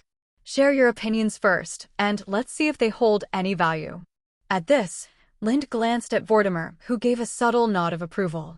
Taking that as his cue, Lind began sharing his analysis and thoughts on the intelligence. He delved into his speculations about the relationship between King Robert and Lord Eddard of the North, the dynamics among the Baratheon brothers, and the current importance of Renly Baratheon to House Tyrell. He shared another thought prompted by the intelligence. "I believe this could be an excellent opportunity to strengthen ties with House Stark of the North. According to our findings, there are rumors that Lord Benjen Stark might visit King's Landing, not only to attend the prince's birth celebration on behalf of Lord Eddard, but also to carry out a mission to recruit for the Night's Watch. However, it seems that His Grace, King Robert, is displeased with Lord Eddard's absence and is taking it out on Lord Benjen, making things difficult by refusing all his requests." Lind paused briefly, scanning the tent for reactions, then continued. "We could take this chance to reach out to Lord Benjen Stark and offer to send the prisoners in Highgarden's dungeons to the Wall. I suspect Lord Benjen Stark would appreciate the gesture. At the same time, we could express our desire to improve relations with House Stark and ask Lord Benjen to mediate. Considering the brotherly bond between Lord Eddard and Lord Benjen, it's unlikely they would reject our overtures. Strengthening ties with House Stark would indirectly bolster our relations with King Robert, given the close alliance between the Warden of the North and His Grace. What do you think, my lords?" Lind's words were met with silence. For a long moment after he finished, no one in the tent spoke, their gazes fixed on him with varying degrees of astonishment. Vortimer and Garland, in particular, looked at him as if seeing him for the first time. Finally, Roger Redwine broke the silence, his expression serious. "If I recall correctly, you are just a hunter. How do you possess such a sharp ability for information analysis? This isn't a skill most common folk would have." Prepared for such questions after his earlier experience with Joel, Lind calmly repeated the same explanation he had provided months ago to Joel. The people in the tent accepted his reasoning without suspicion. In their minds, only the maesters of the Citadel could have trained someone like Lind. After all, while many maesters left Old Town each year to serve across the Seven Kingdoms, not all found noble patrons to offer them stability and salaries. Many lived modestly, and some, those stripped of their chains, became outcasts. It wasn't uncommon for ordinary people to hire such maesters to teach them. The maester who had taught Lind so well was thought to be extraordinary, prompting discussions about recruiting him. However, when they inquired further, Lind admitted he neither knew the maester's name nor had any distinguishing details about his appearance, making it nearly impossible to locate him. As they lamented the loss of such talent, Maester Mallows suddenly proposed, "When we return to High Garden, let him work under me. I'm in need of capable people there." Maester Mallows oversaw intelligence in High Garden, but advancing age had left him struggling to handle the massive influx of information and manage House Tyrell's extensive spy networks across Westeros. With circumflexobes. Years ago, he delegated these duties to his students, who excelled at research but lacked finesse in intelligence work. The inability of Tyrell agents in King's Landing to respond effectively after Jon Arryn and Varys dismantled their positions was proof of this shortcoming. Having observed Lind's exceptional talent for organizing and analyzing intelligence, Maester Mallows believed Lind to be far more capable than his current students. He saw great potential in Lind and wanted to train him as a specialist, with the hope that Lind might eventually succeed him as the head of intelligence for House Tyrell, a position where lineage mattered the least among significant roles. No. The voice of opposition came swiftly, not from Lind himself, but from both Garland and Vortimer. The two exchanged surprised glances, each seemingly curious about the other's reasons for dissent. Garland's rationale was straightforward. Lind was a recent addition to House Tyrell, and his loyalty remained unproven.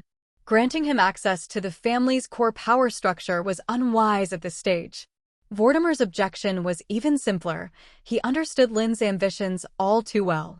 Placing him under Maester Mallows would quash those aspirations, as no lord would ever knight someone privy to the most sensitive intelligence of their house. Both Maester Mallows and Ser Roger were taken aback by the simultaneous opposition, but refrained from probing further. They trusted that Garland and Vortimer had their reasons. The discussion soon shifted back to the main agenda, and Lind was not dismissed, but included in the deliberations. His suggestions were largely adopted, with only minor adjustments to operational details. Later, when they returned to their tent, Vortimer accepted a warm towel from a servant and turned to Lind, who had followed him inside. "I didn't expect you to be so capable," he said. "I hope you don't hold it against me for opposing your transfer to Maester Mallows. Giving you access to Highgarden's inner workings would have been unwise." Lind shook his head. "No, even if you hadn't objected, I still wouldn't have agreed. Being Master of Whisperers is not my goal." "I'm glad to hear that," Vortimer replied, dismissing the servant with a wave. He continued earnestly, "You've made a strong impression on Maester Mallows with your intelligence work. Although I rejected his proposal on your behalf, he won't give up easily. Compared to Maester Sarek and the others, your skills shine. He'll likely seek your help with intelligence matters in the future. When that happens, refuse his requests and avoid getting too involved. Do you understand?" "Yes, my lord," Lind replied, then hesitated. "But with my current standing, if Maester Morlos insists, I might not be able to refuse." Vortimer was silent for a moment before giving a decisive answer. "Go to the camp and select 10 men to form a cavalry patrol. They'll handle daily patrols and make a show of themselves in the castle when possible. Ensure they're well-dressed and noticeable so that House Tyrell's presence is recognized in King's Landing. This will also keep you occupied outside the camp." Lind understood this was a veiled promotion and readily agreed. Yet, he needed to confirm one final matter. "My lord, would this count as meritorious service?" Vortimer regarded him thoughtfully, then unsheathed the long sword at his waist and tossed it to him. "My sword hasn't been properly maintained. Tonight, polish and oil it and ensure my armor is in good condition for the tournament in a few days." Lind took the sword, smiling at the implicit acknowledgement. "Yes, my lord." Lind's promotion to captain of the cavalry patrols stirred murmurs throughout the Tyrell camp. Those who had remained in King's Landing with Lord Mace Tyrell the previous year were unfazed, but for others, especially those who had traveled from Highgarden, the news came as a surprise. After all, Lind had recently been demoted from Knight Squire to the scouting team. Yet, in just half a month, not only had he regained his position as Lord Vortimer Crane's Knight Squire, but he had also secured the significant authority of leading the cavalry patrols. To many, it seemed almost unbelievable. However, those familiar with Lin's abilities weren't entirely shocked. They knew it was only a matter of time before he reclaimed his place. While the speed of his rise felt abrupt, the outcome wasn't entirely unexpected. What drew even more attention than Lin's promotion, though, was the formation of the cavalry patrols. The distinction between cavalry and infantry was stark, like that between commoners and nobles. Cavalry required not only skill but also resources. They were equipped with horses, armor, and weapons by House Tyrell and received higher salaries and benefits than infantry. As word spread that Lind was assembling the patrols, numerous individuals approached him, eager to join. Lind, however, made his choices swiftly and decisively. He selected 10 men from the guards without hesitation, exercising the authority granted by Vortimer. The process took only minutes, and he left no room for bribes or favoritism. This led some to label Lind as naive for not leveraging such a prime opportunity to gain wealth or favor. Others questioned the qualifications of those he picked, hunters who had accompanied him during recent excursions in the Kingswood. While their archery skills were excellent, none of them had any experience riding horses, a basic prerequisite for cavalry. Many criticized Lind's decision as amateurish, and some even anticipated his failure, their skepticism fueled by a mix of envy and resentment over his rapid success. Still, Garland and his allies seemed unconcerned. To them, even if issues arose with Lind's cavalry patrols, it was a manageable cost for his training and development. Lind himself remained unbothered by the criticism. After finalizing his team, he promptly outfitted them with horses and equipment and began training them in horseback riding that same day. The sessions took place in a secluded open area near the Lion Gate, away from prying eyes. To build camaraderie, Lind personally paid for his men to unwind at a tavern near the Mudgate docks after their training sessions. Within a few days, this gesture strengthened the bond between Lind and his new team.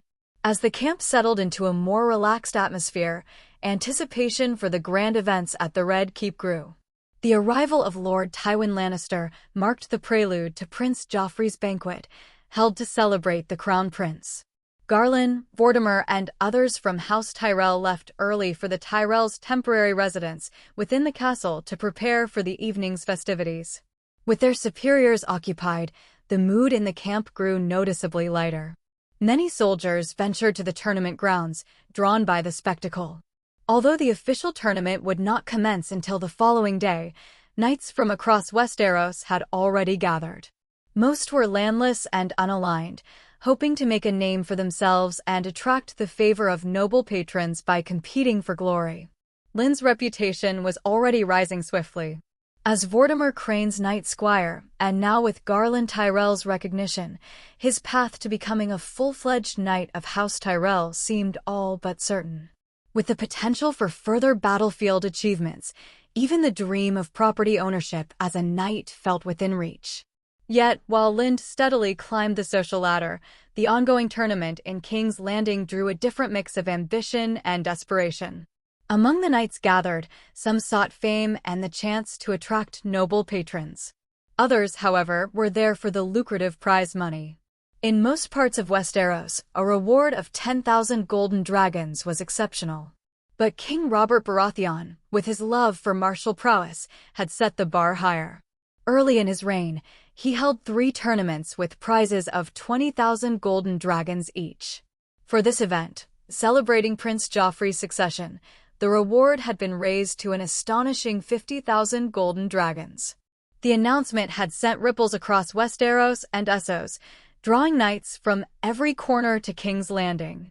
Reports estimated over 1,000 knights had entered the tournament, along with countless archers and warriors competing in archery and team battles. Combined, the participants numbered in the thousands, making this the largest tournament Westeros had ever seen. The influx of such a massive and restless force posed a severe challenge to the city's security. King's Landing City Watch, with barely over 1,000 men, was ill-equipped to manage the chaos. To prevent anarchy, Lord John Arryn, the Hand of the King, decreed that all tournament participants stay outside the city walls. The decision merely displaced the turmoil. Packed together outside the King's Gate and along the Blackwater Rush, conflicts erupted daily.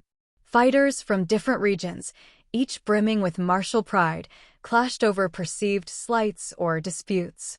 The City Watch often avoided intervening, instead arriving post-brawl to collect bodies and confiscate valuables as fines. Unclaimed corpses were unceremoniously dumped into the Blackwater Rush, their fate sealed in Blackwater Bay. Within the tournament grounds, tensions were even higher. Measuring the lists before the competition was critical for knights. Understanding the length and width of the field helped them calculate timing, rhythm, and strike accuracy during a joust. While noble knights were granted reserved time to measure the lists, free knights were not afforded this luxury. They had to measure the grounds beforehand, often leading to chaotic scrambles and disputes over who would go first. With nearly 1,000 knights competing for access to the grounds, tempers flared. Over the past 2 days alone, more than 10 fights had broken out over measuring rights. 2 free knights, both minor noble second sons, had even died in the brawls. Their deaths caused little stir in King's Landing, their significance drowned by the sheer scale of the event. By nightfall, the scene at the arena was still lively. Onlookers, unwilling to let the entertainment end, lit braziers around the grounds, ensuring the fighting continued well into the evening. Knights who had yet to measure the lists took to dueling under the firelight, much to the delight of the gathered crowds. Lind and his cavalry patrol arrived late, having spent the day training on horseback. As they approached the arena, they overheard excited conversations recounting the day's bloody skirmishes. Despite the darkening sky, the energy remained electric, with spectators eagerly anticipating more duels. Amid the chaos, Lind quietly separated himself from his men, using the bustling crowd to his advantage. Disappearing into the throng, he made his way toward the docks near Mudgate, following the Blackwater Rush to the fish market port. In the past 2 days, under the guise of camaraderie building tavern outings with his subordinates, Lind had carefully scouted the area. His goal was a specific warehouse in the dock district. The warehouse was situated beside the Mudgate, adjacent to the castle wall. Beyond the wall lay the City Watch's security office. Despite the barrier, any disturbance within the warehouse would prompt the Gold Cloaks guards in the security office to bypass the castle gate and arrive at the scene in mere minutes. This warehouse was primarily used by wealthy merchants to store valuable goods. Typically, these goods were guarded by the merchants' own caravan guards. However, on this occasion, the warehouse was additionally secured by the City Watch's gold cloaks, raising curiosity about the nature of the goods stored within. Lind was among those intrigued. His interest had been piqued days earlier when Littlefinger spoke of smuggled goods at Totter's Pumpkin. Taking the matter seriously, Lind had begun formulating a plan. The 2-day tavern visits had been part of his preparations. Today presented the perfect opportunity for Lind to act. With the tournament commencing tomorrow, Mace Tyrell would leave his castle quarters to reside in the camp tents outside until the tournament concluded. As security of the camp would demand his attention, other matters would be left unattended. Despite his curiosity, Lind was no reckless adventurer. If a situation seemed overly challenging or the risk of being noticed too high, he was prepared to abandon the venture. However, his observations had provided confidence. Artyland Bodice.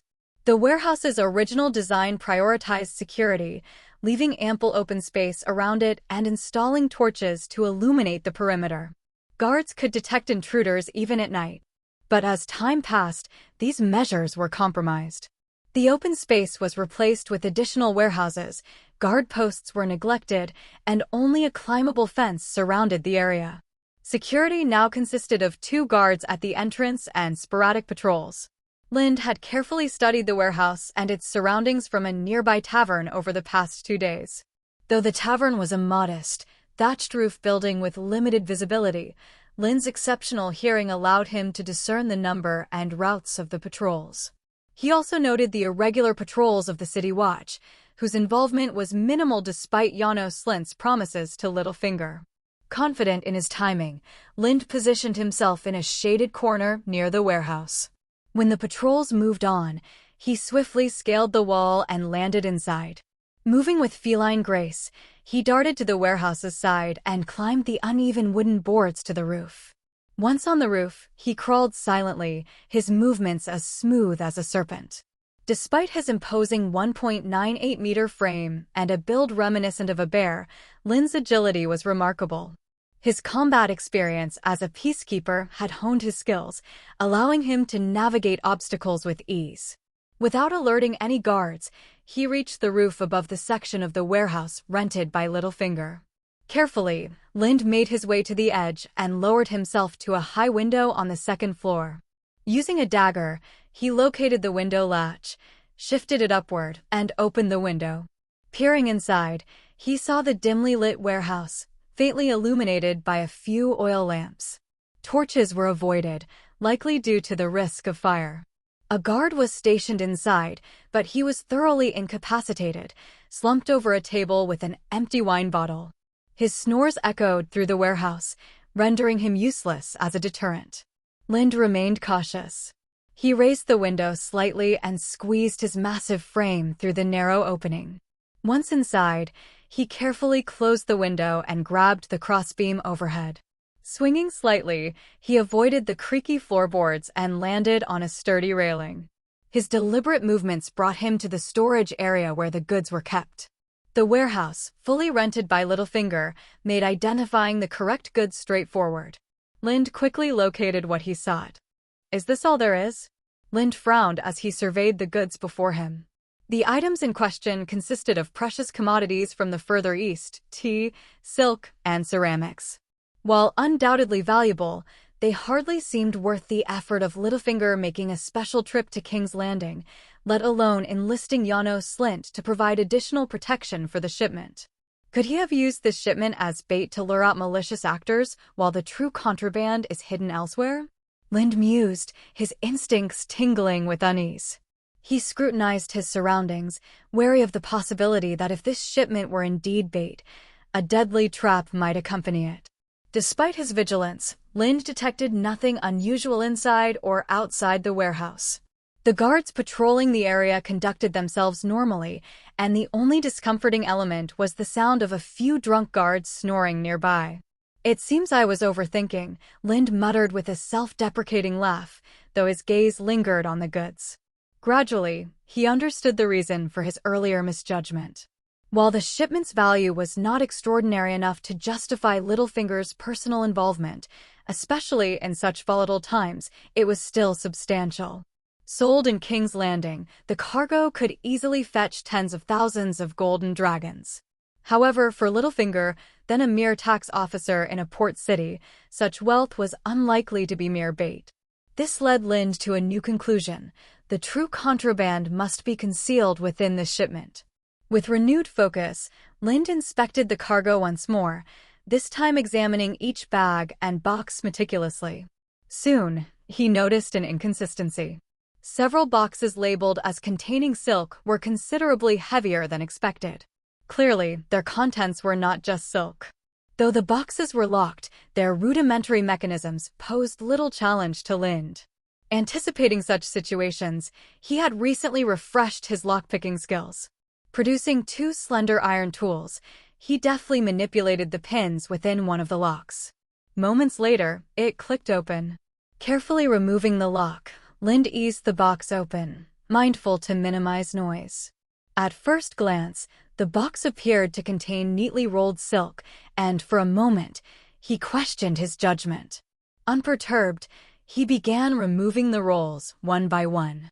Once the box was emptied, he tapped its bottom lightly and noticed a hollow sound. His keen eyes quickly located a hidden button. Pressing it, he lifted a false bottom, revealing a concealed compartment filled with cushioning weeds. Nestled within were various antique bronze, silver, and gold items. Is this what Littlefinger deems so valuable? Lind wondered, skepticism gnawing at him. Lacking the expertise to assess these artifacts, he refrained from making any hasty conclusions. With deliberate care, he restored the compartment and silk rolls to their original positions. Still unsatisfied, Lind examined the other unusually heavy boxes. Upon opening the fourth, he found what he had been searching for: two items that left no doubt about the shipment's significance: a cracked dragon egg and an ornate dagger. His eyes first locked onto the dagger. Its striking dragonbone handle and blade of Valyrian steel immediately confirmed its exceptional craftsmanship. Recognizing its potential importance, Lynn's thoughts turned to its possible role in future events, knowing it could very well be the infamous dagger that would ignite the War of the Five Kings. How did this dagger end up in Littlefinger's possession so early on? Lynn wondered, a mix of curiosity and confusion tugging at him. Driven by the need to examine the artifact more closely, he reached out and touched the dragonbone handle. The moment his fingers made contact, a searing, almost electric sensation coursed through him, spreading from his hand to his entire body. Yet, what truly unsettled him was the sudden reaction of his Peacekeeper's energy bar. Nearly depleted, with less than a quarter of its capacity remaining, the bar now pulsed faintly, flickering like a breathing light under the influence of the burning sensation. For a moment, Lind was caught off guard by the unexpected change. But his instincts soon took over, and he carefully assessed what effect, if any, the burning sensation from the dragonbone dagger had on the energy bar. Despite his hopes, his examination yielded little. The energy bar continued to blink steadily, yet it neither replenished nor advanced in any discernible way. Still, Lind couldn't shake the feeling that the dragonbone dagger had a deeper connection to his cheat. Perhaps he simply hadn't uncovered it yet. With that thought lingering, he turned his attention to the cracked dragon egg. Placing his hand on its surface, he expected a similar burning sensation. Instead, a piercing cold spread from the egg, creeping through his hand like frost. Unlike the heat from the dagger, the chill didn't envelop his body. Instead, it flowed through him like a stream, pooling in his chest before seeping into the pocket where Glory lay sleeping. And Biepsiloness. The small creature stirred faintly, responding to the cold, but quickly returned to its slumber. Lind watched intently, noting that Glory's reaction was far from ordinary. Despite his efforts to tame the creature, its wild nature persisted. Though it was affectionate and obedient to Lind, it showed hostility toward anyone else, often lashing out unpredictably. As Glory grew, its strength and bite became formidable, easily snapping through ropes or wooden bars. For safety, Lind kept Glory close at all times, ensuring it remained under control.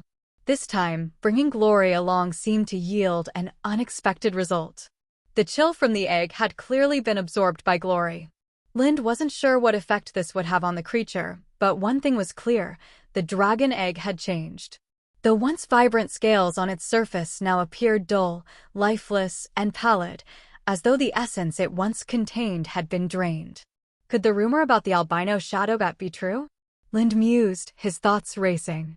The chilling sensation seemed linked to what remained of the dragon's soul within the egg, while Glory's absorption of it brought to mind tales of the albino shadowcat, said to devour souls. The coincidence was too striking to ignore. Now wasn't the time to delve into any potential changes in Glory. Lind carefully replaced the partition in the box, leaving the Valyrian steel dagger with its dragonbone handle untouched. It was too conspicuous, and taking it could draw unnecessary attention, particularly from Littlefinger, which was a complication Lind preferred to avoid. The dragon egg, while visibly altered, displayed no obvious changes to the casual observer. As for the other Valyrian-era artifacts, Lind left those in place as well. Quietly, he retraced his steps out of the warehouse, ensuring his departure went unnoticed. Once outside, Lind moved quickly through the slums along the castle wall, heading toward the Lion Gate. Although passing directly through the crowded arena would have been shorter, the gathering of refugees and curious onlookers made it a poor choice. The slum roads, though filthier, were quieter and would save him time. As Lind reached the slum exit near the Lion Gate and prepared to head toward the Tyrell camp on Lion's Hill, he noticed something unusual. The heavy doors of the Lion Gate creaked open slightly, and a group of Lannister soldiers emerged, carrying someone. Clad in reddish-brown iron armor, the Lannister soldiers stood out sharply. Their equipment, funded by the wealth of the Lannister gold mines, was far superior to the gear of most other noble houses. Ordinary soldiers of other houses often supplied their own weapons and armor, but the Lannisters provided their troops with high-quality iron and steel equipment, making their forces look far more professional. The two soldiers now exiting the Lion Gate belonged to Jaime or Tywin Lannister's command, as only those directly under their orders were permitted to wear iron armor. Carrying a limp figure between them, they headed toward a rubbish heap not far from the gate. In the dim torchlight, Lind could make out their burden, a naked girl. The soldiers unceremoniously dumped the girl into the heap, muttered something to each other, and left, returning to the castle. The girl's motionless body showed no signs of life, not even the reflexive twitch one might expect upon impact. To onlookers, she appeared dead. The scene attracted the attention of nearby slum dwellers, who began to gather around the heap. For the impoverished of King's Landing, a corpse was valuable, something that could be sold in the flea markets. Lind, initially uninterested, was about to turn away when he noticed the girl's hand twitch faintly. She was alive. Others in the crowd saw this too, but their intent was far from charitable. One man bent down, picked up a rock, and prepared to finish the job. If the girl had been dead, Lind might not have cared what happened next. But the fact that she was alive stirred something in him. His sense of morality from his previous life refused to let him stand by and watch. Moreover, the growing indifference toward life that came with the Peacekeeper's combat experience gnawed at him. He had found that small acts of empathy helped mitigate this side effect, grounding him in the person he once was. His decision made, Lind sprang into action. Closing the distance in a flash, he struck with precision, landing a flurry of punches that incapacitated the would-be attackers. The civilians crumpled to the ground, dazed and unconscious. Without sparing them another glance, Lind turned his attention to the girl. Her body was riddled with wounds, and her breathing was shallow. He hesitated briefly, then scooped her up into his arms and began making his way toward the Tyrell camp. "You're awake." Lind, who had been amusing himself by teasing Glory, turned abruptly at the sound of movement from the other side of the bed. He saw the girl, unconscious for the past 2 days, opening her eyes and looking around blankly. "Don't move, your injuries haven't healed yet," he said. "Moving around will reopen your wounds." The girl didn't respond, her gaze instead shifting to the top of the tent. Her expression was vacant, almost lifeless, as if Lind had only managed to rescue her body while her soul remained lost. Her reaction wasn't surprising. After bringing her back to the camp, Lind had placed her in his tent and summoned Maester Hawley, the camp's traveling physician, to treat her. Upon examination, Maester Hawley had uncovered the extent of her grievous injuries, multiple fractures, severe internal damage, and devastation to her private parts so brutal it defied recognition. It was a miracle she was still alive. Despite the Maester's best efforts, including the full use of his medical skills, her survival was uncertain. "All we can do now is pray to the Mother for mercy," Hawley had said grimly. Lind hadn't replied. He believed he had done his part by saving the girl and bringing her to the encampment. If she didn't survive, it could only mean her fate had been sealed. While Hawley tended to the girl, Lind had taken the opportunity to observe Glory more closely. Despite having absorbed the cold energy from the cracked dragon egg, the cub showed no signs of abnormality other than an insatiable appetite. Glory devoured quantities of meat nearly equal to his own body weight in each meal, needing 4 meals a day. If this was Glory's appetite as a cub, Lind worried about the logistical challenges once he grew. Feeding Glory on his current salary seemed unsustainable, so training the Shadowcat to hunt had become a priority. Fortunately, the cavalry patrols under Lind's command included skilled hunters who could easily capture live prey from the surrounding forests. For the past 2 days, Lind had been encouraging Glory to hunt, releasing live prey to awaken his instincts. Though tamed by Lind's care, Glory's wild Shadowcat nature and his hunting prowess remained intact. Meanwhile, life outside the camp moved on. The tournament at the Red Keep had proceeded as planned the day after the banquet, drawing numerous participants and stretching the event's timeline. The archery competition alone, initially slated for a single day, had been extended to 2.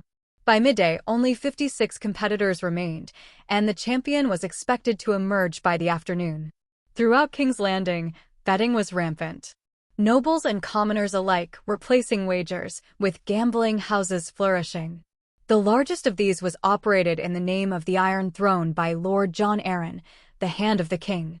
Though King Robert had little interest in financial matters, Lord Arryn sought to mitigate the tournament's expenses.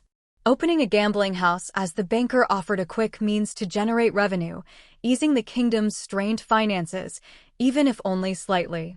Confined to the camp for security duties, Lind hadn't been able to watch the tournament, but hadn't resisted placing his own bet alongside his comrades.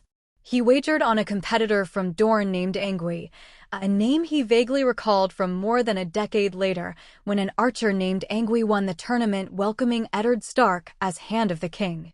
Though Lind didn't expect this Angui to share any connection with the one from the future, he had bet on him as a whim, hoping for luck. That luck didn't pan out. Angui was eliminated in the first round of the afternoon session. As the competition continued, the title of archery champion went to a middle-aged man named Bryn Rivers. Known for his friendship with Lord Brynden Tully, the Riverland's finest archer, Rivers was said to match Tully's skill, a well-earned victory for the marksman. Although the archery competition had concluded, the excitement in King's Landing remained undiminished. The next day promised the most anticipated event of the tournament, the team competition.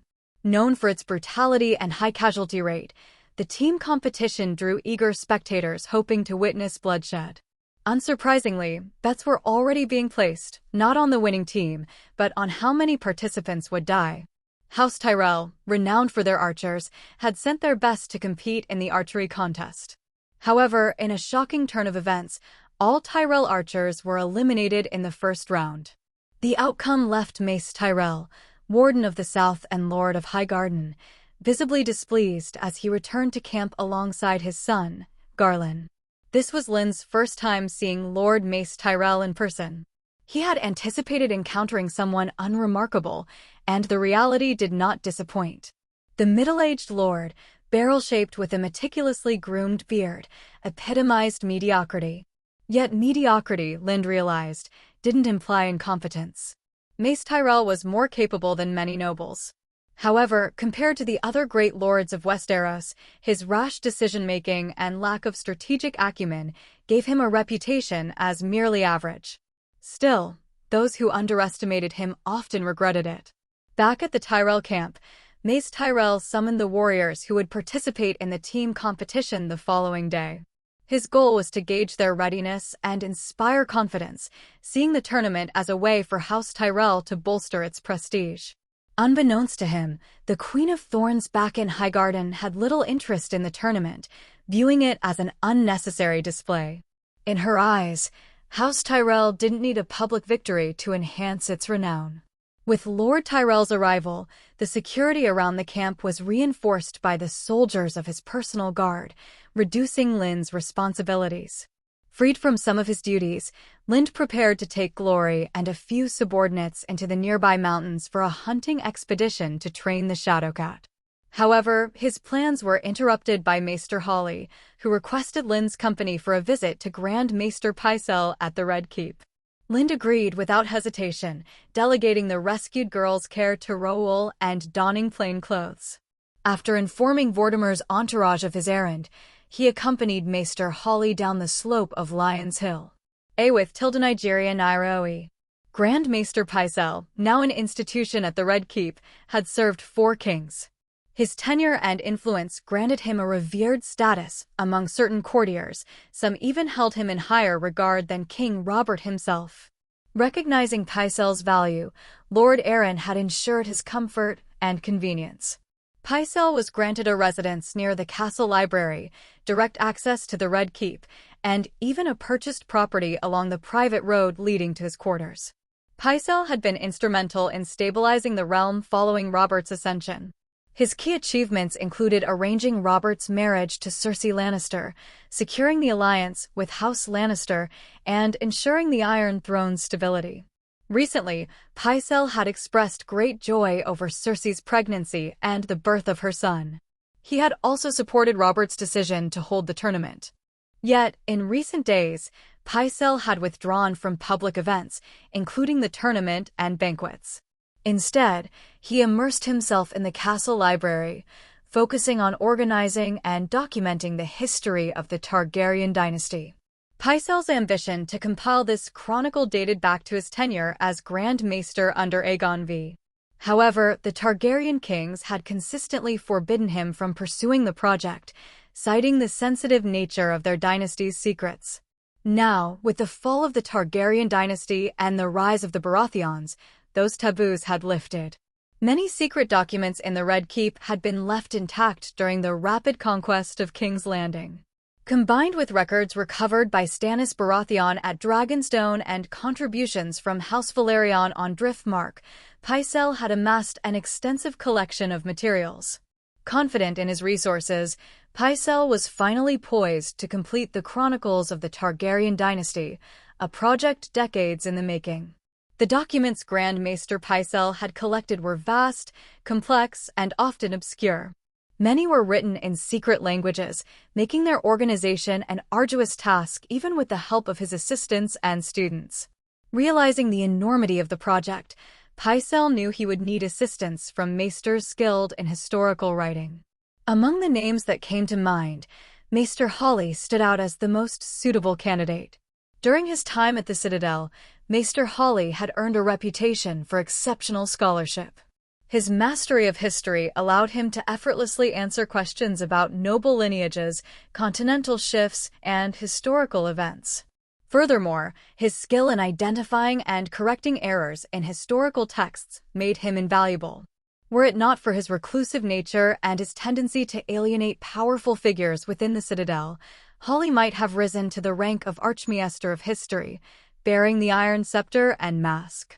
When Pycelle encountered difficulties with the Targaryen documents, he asked an assistant maester, a friend of Hawley's, to invite him to join the effort. Hawley promptly agreed and wrote back that he would travel to King's Landing with House Tyrell's entourage. Pycelle eagerly awaited Hawley's arrival, but when the Tyrell forces reached King's Landing, Hawley failed to present himself. Concerned, Pycelle sent someone to inquire at the Tyrell camp. He learned that Hawley was indeed there but preoccupied with unresolved matters, preventing him from coming to the Red Keep. Though slightly annoyed by Hawley's delay, Pycelle chose not to dwell on it. His priority was completing the chronicles of the Targaryen dynasty. He instructed his assistant to stay at the residence near the Red Keep and escort Hawley to him as soon as he arrived. As night fell, Pycelle worked alone in his study. He preferred solitude while sifting through the trove of documents, dismissing all servants from the room. By candlelight, he carefully sorted through materials related to the Targaryen royal family's secret history, making notes on the most critical points. Hours passed unnoticed until darkness fully enveloped the room. The faint candlelight weakened, rendering further reading impossible. Pycelle closed the books and stretched, preparing to eat and rest. At that moment, he noticed someone standing silently beside him. Startled, Pycelle looked up warily. His hand instinctively moved to the dagger concealed within his sleeve. In the dim glow of the candle, he recognized a face, familiar but unexpected.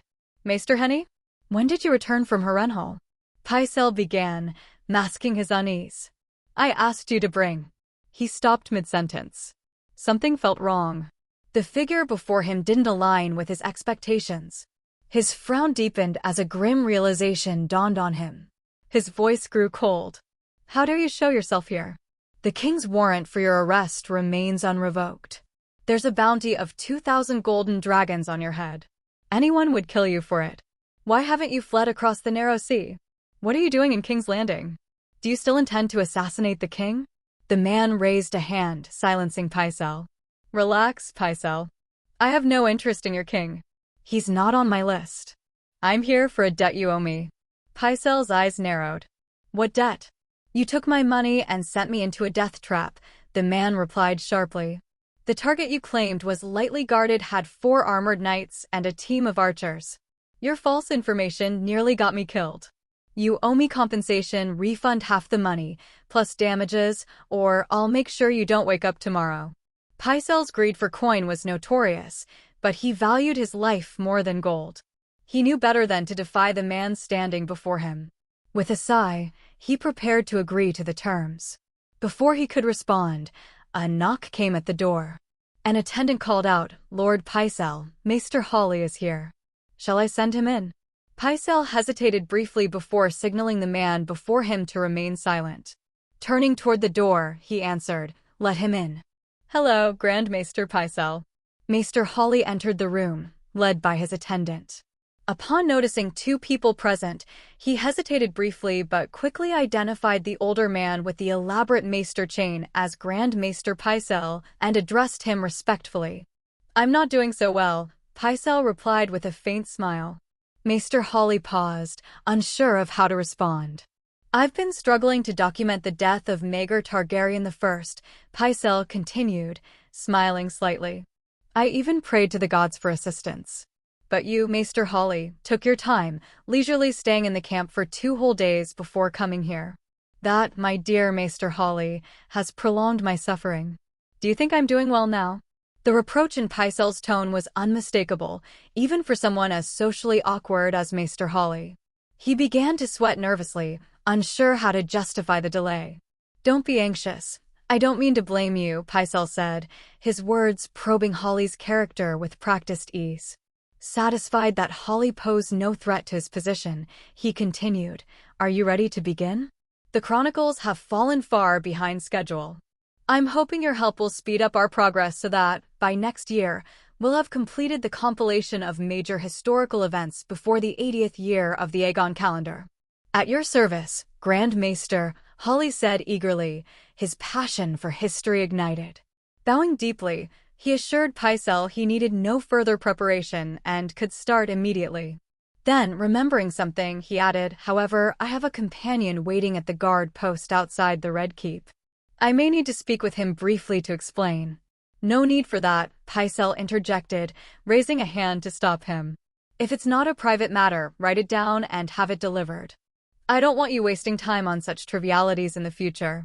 Pycelle gestured toward the other man in the room, who reacted with a startled expression that quickly turned into a mocking smile. It seemed to say, "We'll see if I'll follow your orders, Grand Maester." The room's dim lighting concealed the man's expression from Hawley, who obediently requested paper and hastily wrote a note. Pycelle took it, folded it without reading, and handed it to the man.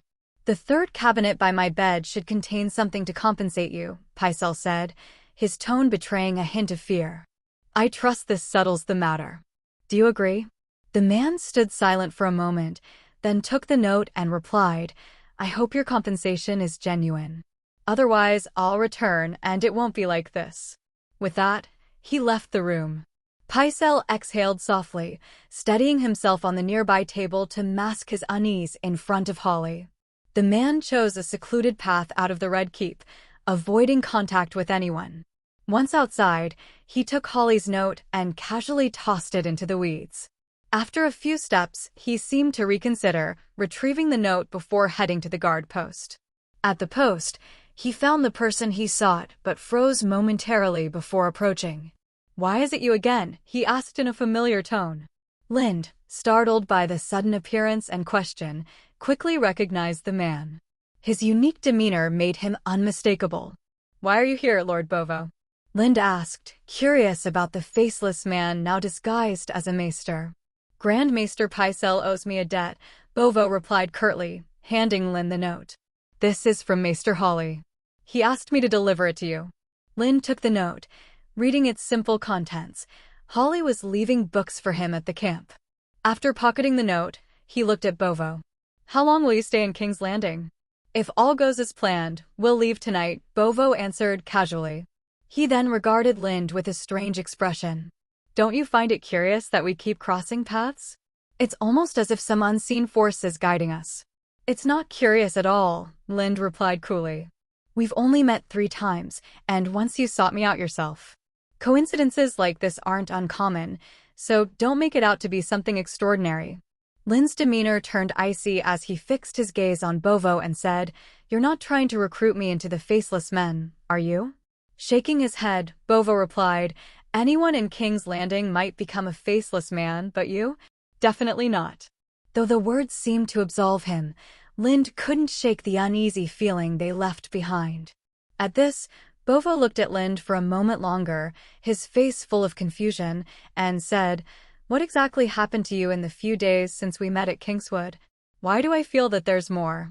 As if something had suddenly occurred to him, his eyes grew sharp with scrutiny as he studied Lind.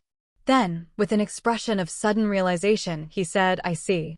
That's why the many-faced god had me carry out the spoon.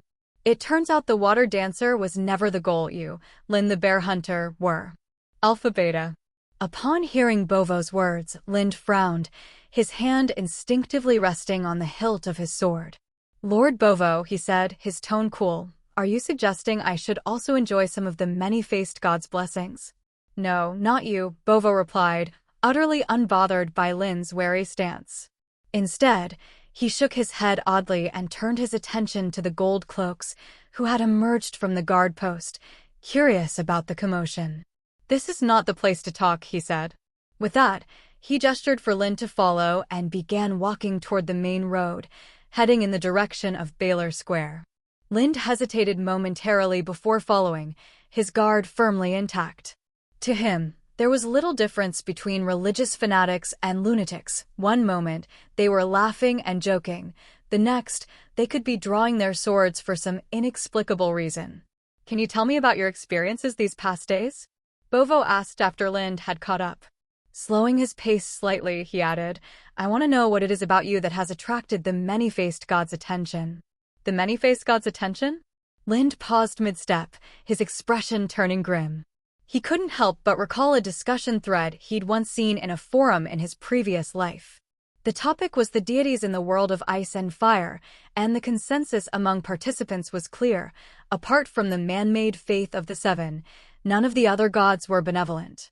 Even Waller, the Lord of Light, who was often portrayed as the most righteous, was associated with disturbing rituals and sinister undertones.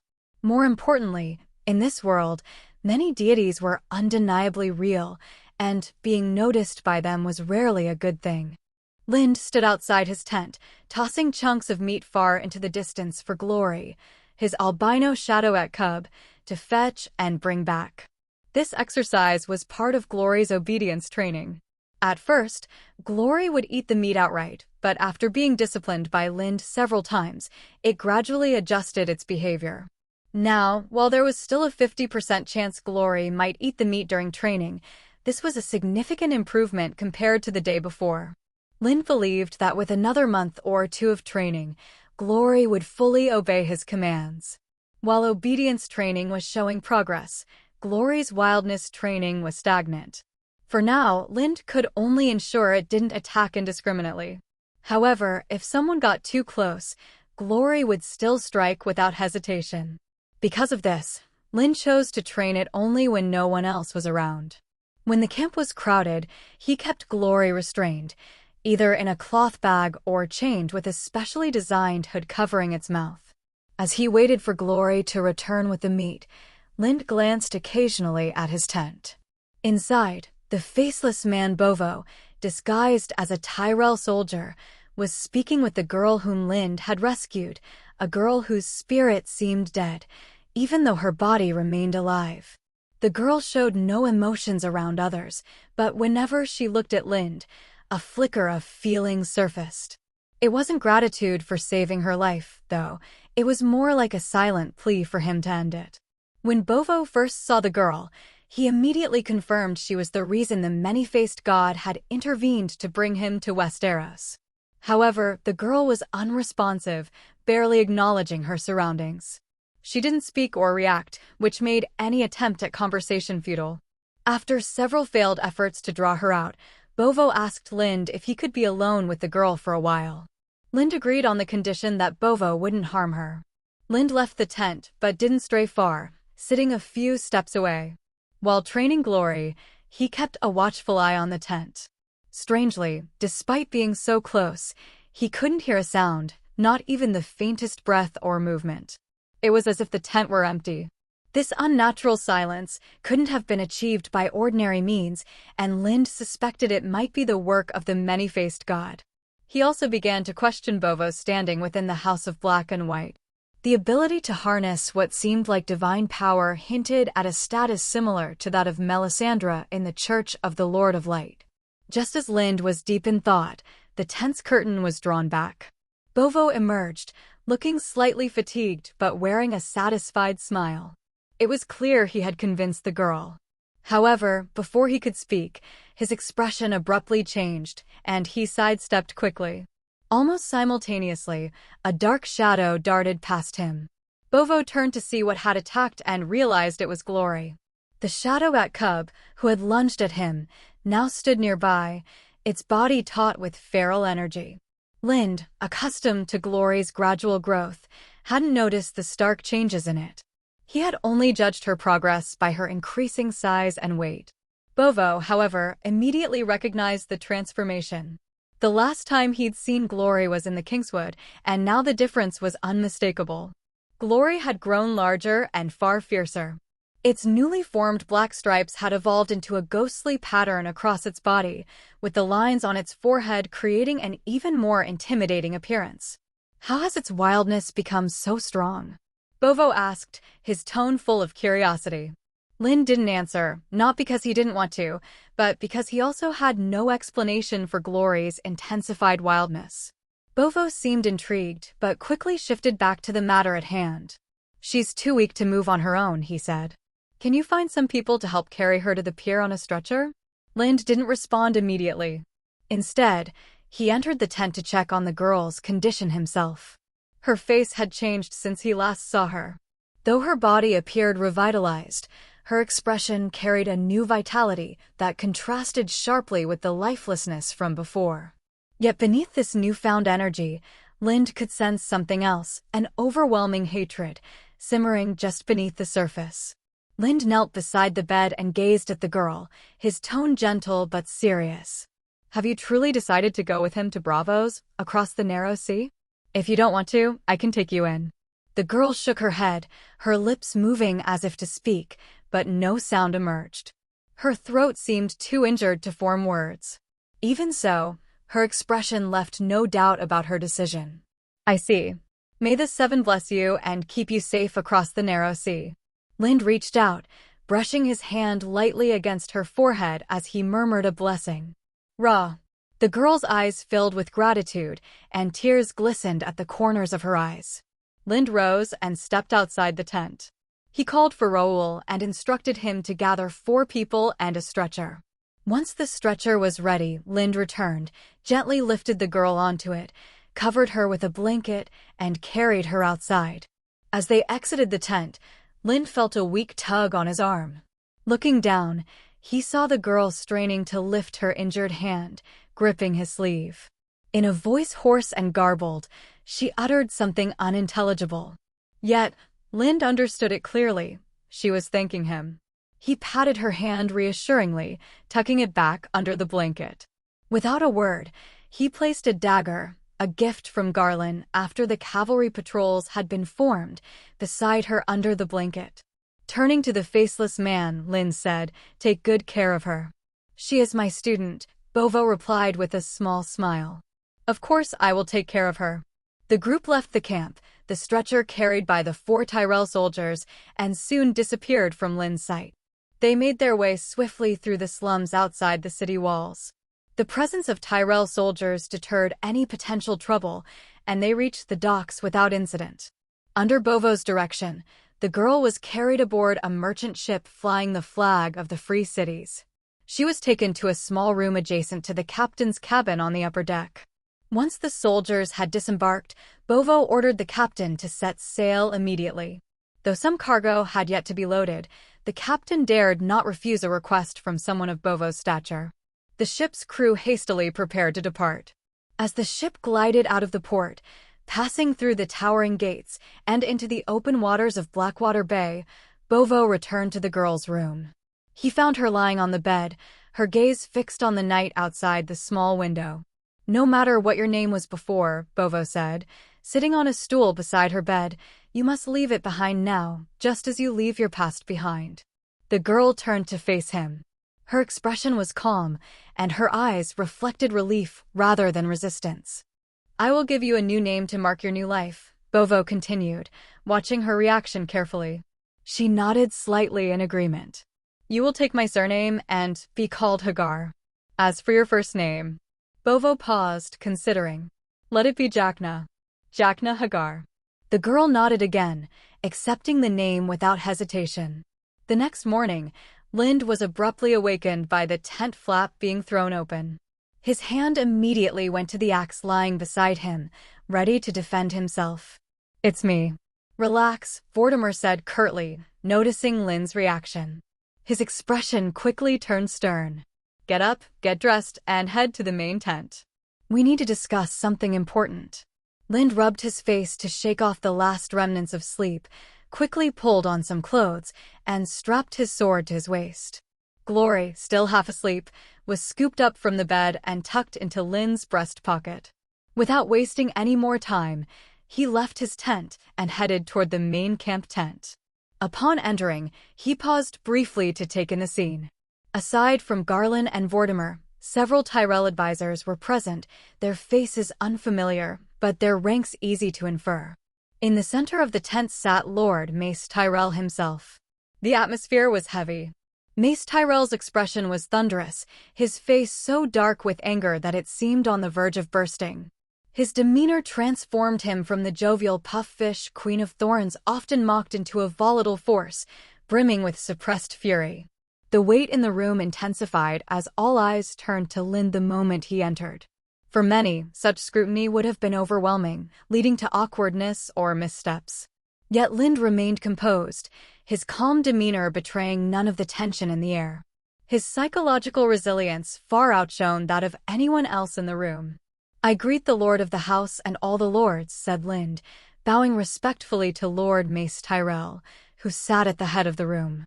The room's attention was squarely on him as he made his entrance. Lord Tyrell, however, dismissed the gesture entirely. Turning to Vortimer, he asked brusquely, "Is this your knight's squire, the bear hunter?" Vortimer nodded. "Yes, my lord." "Is he really as good as you claim?" Mace asked, his voice sharp with doubt. "Yes," Vortimer replied confidently.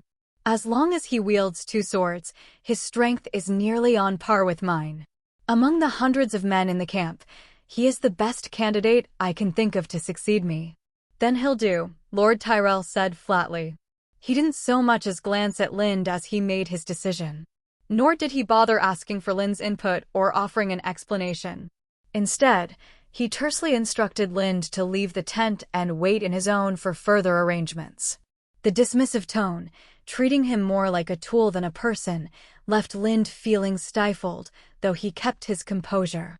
With a slight bow, he exited the tent and returned to his own, sitting quietly and waiting for someone to clarify the situation. It wasn't long before Garland and Vortimer arrived together. Garland immediately apologized for his father's rude behavior, but before Lind could even ask, he launched into an explanation. The problem, as it turned out, was a sudden and severe illness that had swept through the Tyrell camp. Every knight and soldier slated to participate in the group competition had been struck down with vomiting and diarrhea, likely from spoiled food. They were too weak to fight, let alone carry weapons into a melee. This left House Tyrell scrambling for a replacement.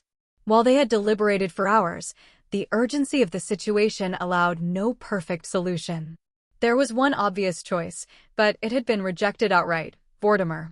With his unparalleled swordsmanship, Vortimer stood as the ideal candidate for the team competition. However, the melee was notoriously dangerous.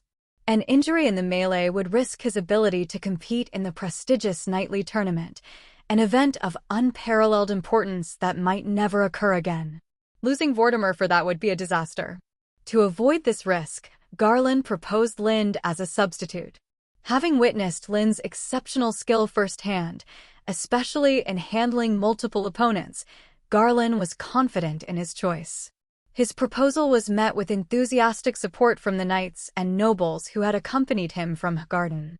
They had seen Lind's prowess and trusted his ability. However, those who had remained in King's Landing since the Usurpers' War were unfamiliar with Lind's talents. Hence, Lind had been summoned to the main tent earlier for an inspection. Though he hadn't displayed any swordsmanship, his imposing physique had been enough to persuade the doubters.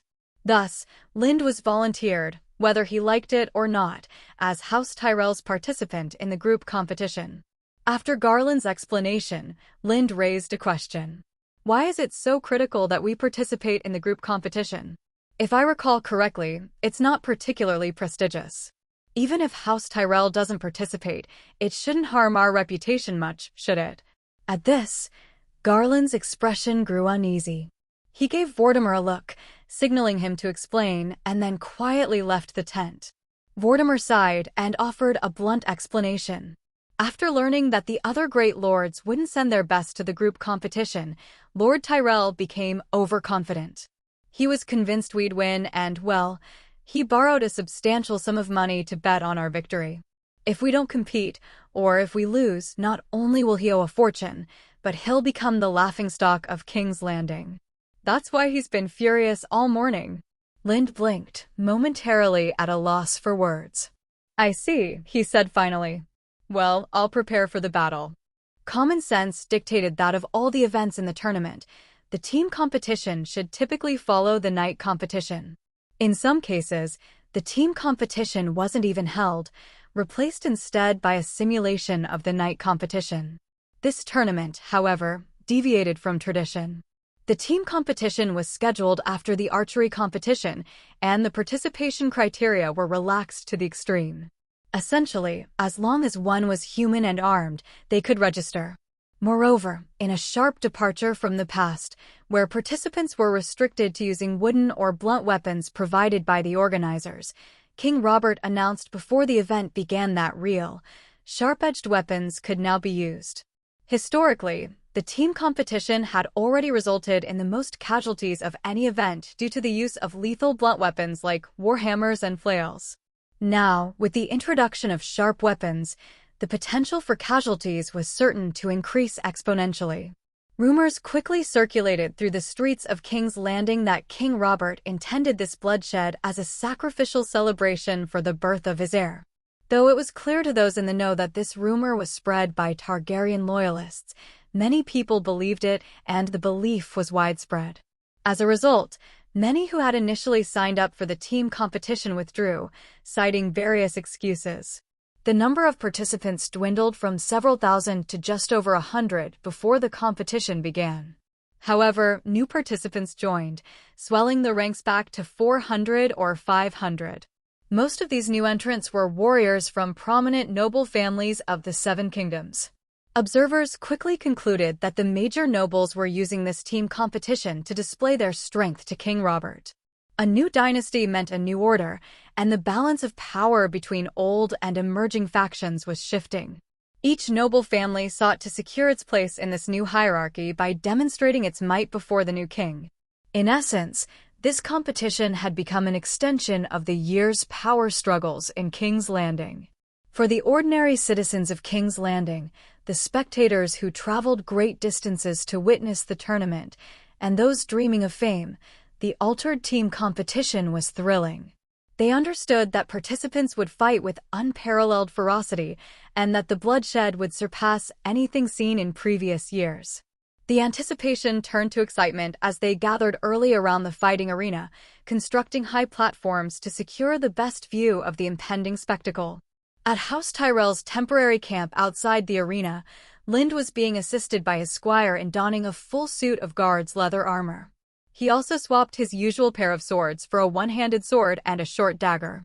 In his experience, the combination of a long and a short weapon allowed him to fight at his full potential. While this style was effective for one-on-one duels, it left him vulnerable to attacks from behind in a chaotic melee. Fortunately, his extraordinary senses provided a reliable defense against sneak attacks. Additionally, he wouldn't be fighting alone. Several Tyrell warriors would accompany him, offering support and creating openings for him to dispatch their opponents more efficiently.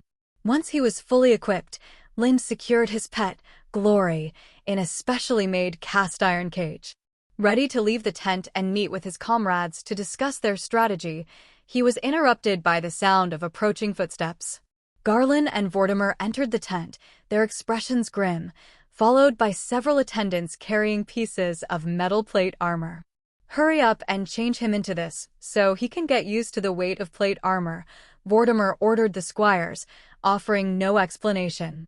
The squires swiftly removed Lynn's leather armor and began outfitting him with the finely crafted plate armor.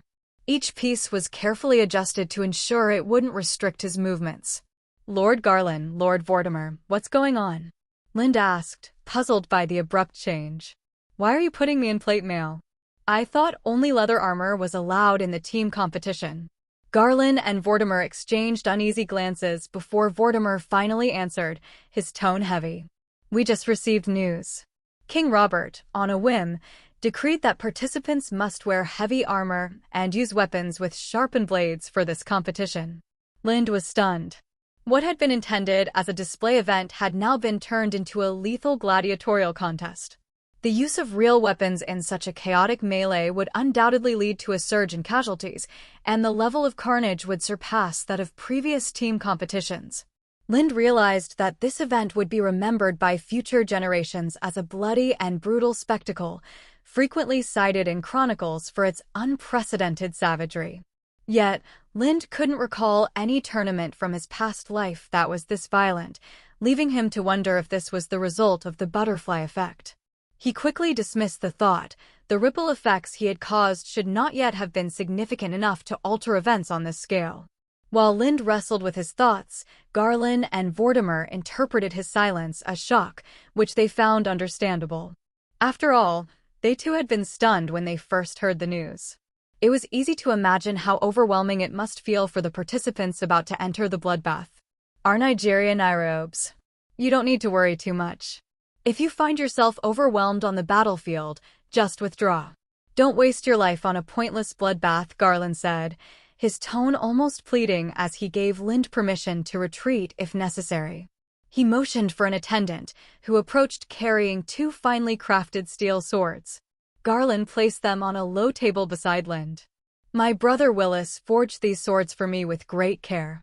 They were meant to be my personal weapons when I came of age, but since you need them more now, I'll let you use them for the time being." Lind said nothing, picking up one of the swords to examine it.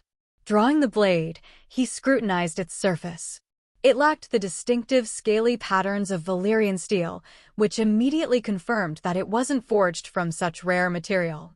Still, despite being made of ordinary steel, it was anything but average. Tyrell's craftsmanship was evident in the quality of the blade. The steel used was clearly superior to most, and while it didn't rival Valyrian steel, it came close. However, there was a drawback. Both swords were standard half-swords, much lighter than the broad-bladed half-swords Lind was accustomed to wielding. Their thinner blades also made them more prone to breaking when used to block powerful strikes. That said, the swords had their advantages. Their sharpness could penetrate most plate armor of average thickness, a feature that played to Lind's strength in exploiting his opponent's weaknesses. "Have the others been informed of the rule change?" Lind asked. "Everyone knows," Garland replied with a solemn nod. "This team competition has completely deviated from the norm. It's no longer just a standard group event. There are other elements involved that I can't fully understand right now. Even so, House Tyrell cannot afford to lose this competition too badly, no matter what. Because of that, the lineup has been changed. The people you selected were replaced by my father's Lord's Guard, led by Ser Salif, the captain of the guard." Vortimer added, "While Ser Salif's swordsmanship isn't quite at my level, it's not far behind. And since he personally trained the Lord's Guard, I believe they'll work well together in combat. You don't need to worry about the team's combat effectiveness." The change was good news for House Tyrell, but bad news for Lind. With the Lord's Guard in command, authority would undoubtedly rest with Ser Salif. Those guardsmen would prioritize their captain's orders over cooperating with Lind, leaving him to fend for himself in both offense and defense. The danger he faced would increase significantly. Although Lind wanted to protest this decision, he knew his position gave him no leverage. If he couldn't overturn the decision, He had to find a way to shift the situation to his advantage. "Can I form my own team and not join the Lord's Guard under Ser Salif's command?" Lind asked. "Why?" Garland looked at him in surprise. "You'd be safer with the Lord's Guard." "No, he's better off going solo," Vortimer interjected, agreeing with Lind's proposal. "If he joins the Lord's Guard, it'll affect their coordination. Worse, if anything goes wrong, well." Vortimer trailed off, but the implication was clear. Both Lind and Garland understood he was referring to the unspoken practice among nobles of using outsiders as scapegoats for failure. Lind would be an easy target for blame. Garland said nothing, his expression conflicted. As a member of the noble class, he was well aware of such practices, but felt uncomfortable having them pointed out so bluntly. Lind, meanwhile, hadn't considered this possibility at first. His primary concern was avoiding interference from the Lord's Guard. Now, after hearing Vortimer's warning, he realized he needed to perform exceptionally well in the competition to ensure no one could pin failure on him. Anything less, and he risked becoming the perfect scapegoat. As the conversation lapsed into silence, the attendants finished outfitting Lind in his plate armor. They had him test his movements to ensure the adjustments were correct. Since his safety was on the line, Lind didn't hold back. He performed a series of challenging movements, followed by precise sword strikes.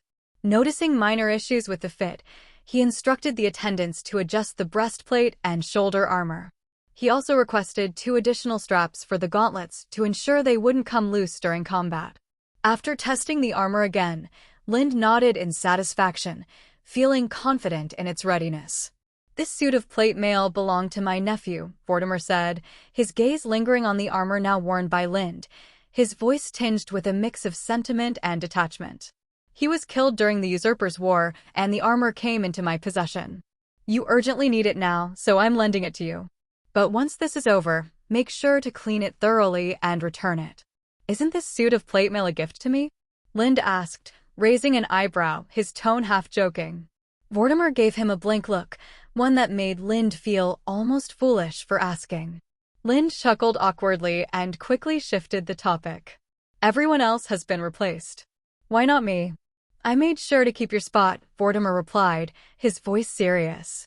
"I hope you don't hold it against me for putting you in harm's way." "Hold it against you?" "No, of course not," Lind said with a sincere smile. "This is exactly what I wanted. I should be thanking you." For Lind, this team competition was a rare chance, an opportunity to rapidly elevate his social standing. King Robert's sudden rule change suggested he had taken a particular interest in the event, which all but guaranteed that the king himself would be watching. If Lind performed well, there was a strong possibility he could be knighted on the spot by Robert Baratheon, much like Jorah Mormont, who had been knighted by the king for his valor during the rebellion in the Iron Islands. Notably, Robert had bypassed Lord Eddard Stark in knighting Jorah, an act seen as discourteous to Eddard, but indicative of Robert's disregard for protocol when he was impressed by someone. Lind admired this approach, as he too needed to bypass the entrenched rules and traditions of power to advance. Figures like Robert and Littlefinger exemplified this mindset, showing that breaking the system was sometimes the only way to climb within it. Thus, Lind's gratitude to Vortimer was genuine. The man had handed him an invaluable opportunity. After securing the 2 swords lent to him by Garland at his waist, Lind meticulously checked his equipment one final time to ensure everything was in order. Satisfied, he left the tent and headed to the open space near the edge of the fighting arena, where the Lord's Guard was already assembled. Beyond the Tyrells, representatives of other major houses, Lannisters, Arryns, Tullis, Martells, and more, were gathered, their numbers uniform, 21 participants, including their leaders. This number seemed to reflect a limit imposed by King Robert. Alongside the great houses, several martial nobles had also fielded their own smaller teams, typically consisting of 7 or 8 individuals each. The total number of participants exceeded 600, yet the vast size of the arena, originally designed to accommodate thousands, made it feel far from crowded. Although everyone had arrived, there was no sign of the competition beginning. It felt as though the event was waiting for something or someone. At that moment, Ser Salif approached Lind. His expression was neutral, but his tone was anything but friendly. "Kid, I don't know what connection you have with Vortimer or why he's so insistent on putting you into this mess of a competition. But let me make one thing clear. When the fighting starts, if you find yourself in danger, no one will step in to save you. Certainly not me, and not the Lord's Guard. You'd do well to withdraw right at the beginning. Save yourself the trouble of dying in this meaningless bloodbath and tarnishing the name of House Tyrell." Lind responded with a calm smile, offering no retort. Instead, he quietly walked away. Rather than stand with the Lord's Guard, he positioned himself apart from the group, drawing attention as he stood alone among the participants. A sudden commotion rippled through the crowd. People murmured and then parted to clear a path. Emerging from the dispersing throng was a towering figure wielding a warhammer and wearing a helmet adorned with the antlers of a stag, flanked by a retinue of House Baratheon soldiers. Robert Baratheon's sudden appearance on the sidelines of the group's tournament, fully armed, caused a commotion. No one had anticipated that King Robert himself intended to participate in the battle, especially in a group tournament using live weapons. Many thought Robert was reckless, if not outright mad. Only a year had passed since the Usurpers' War, and remnants of Targaryen loyalists were still scheming to overthrow the Baratheon dynasty. By stepping into such a dangerous situation, Robert was openly exposing himself to potential harm. Should anything happen to him, the fragile Baratheon rule might collapse, plunging the realm into chaos once more. The gathered nobles instinctively turned their eyes toward the king's hand, Jon Arryn, who trailed behind Robert with a grim expression. Everyone present understood Robert's stubborn nature.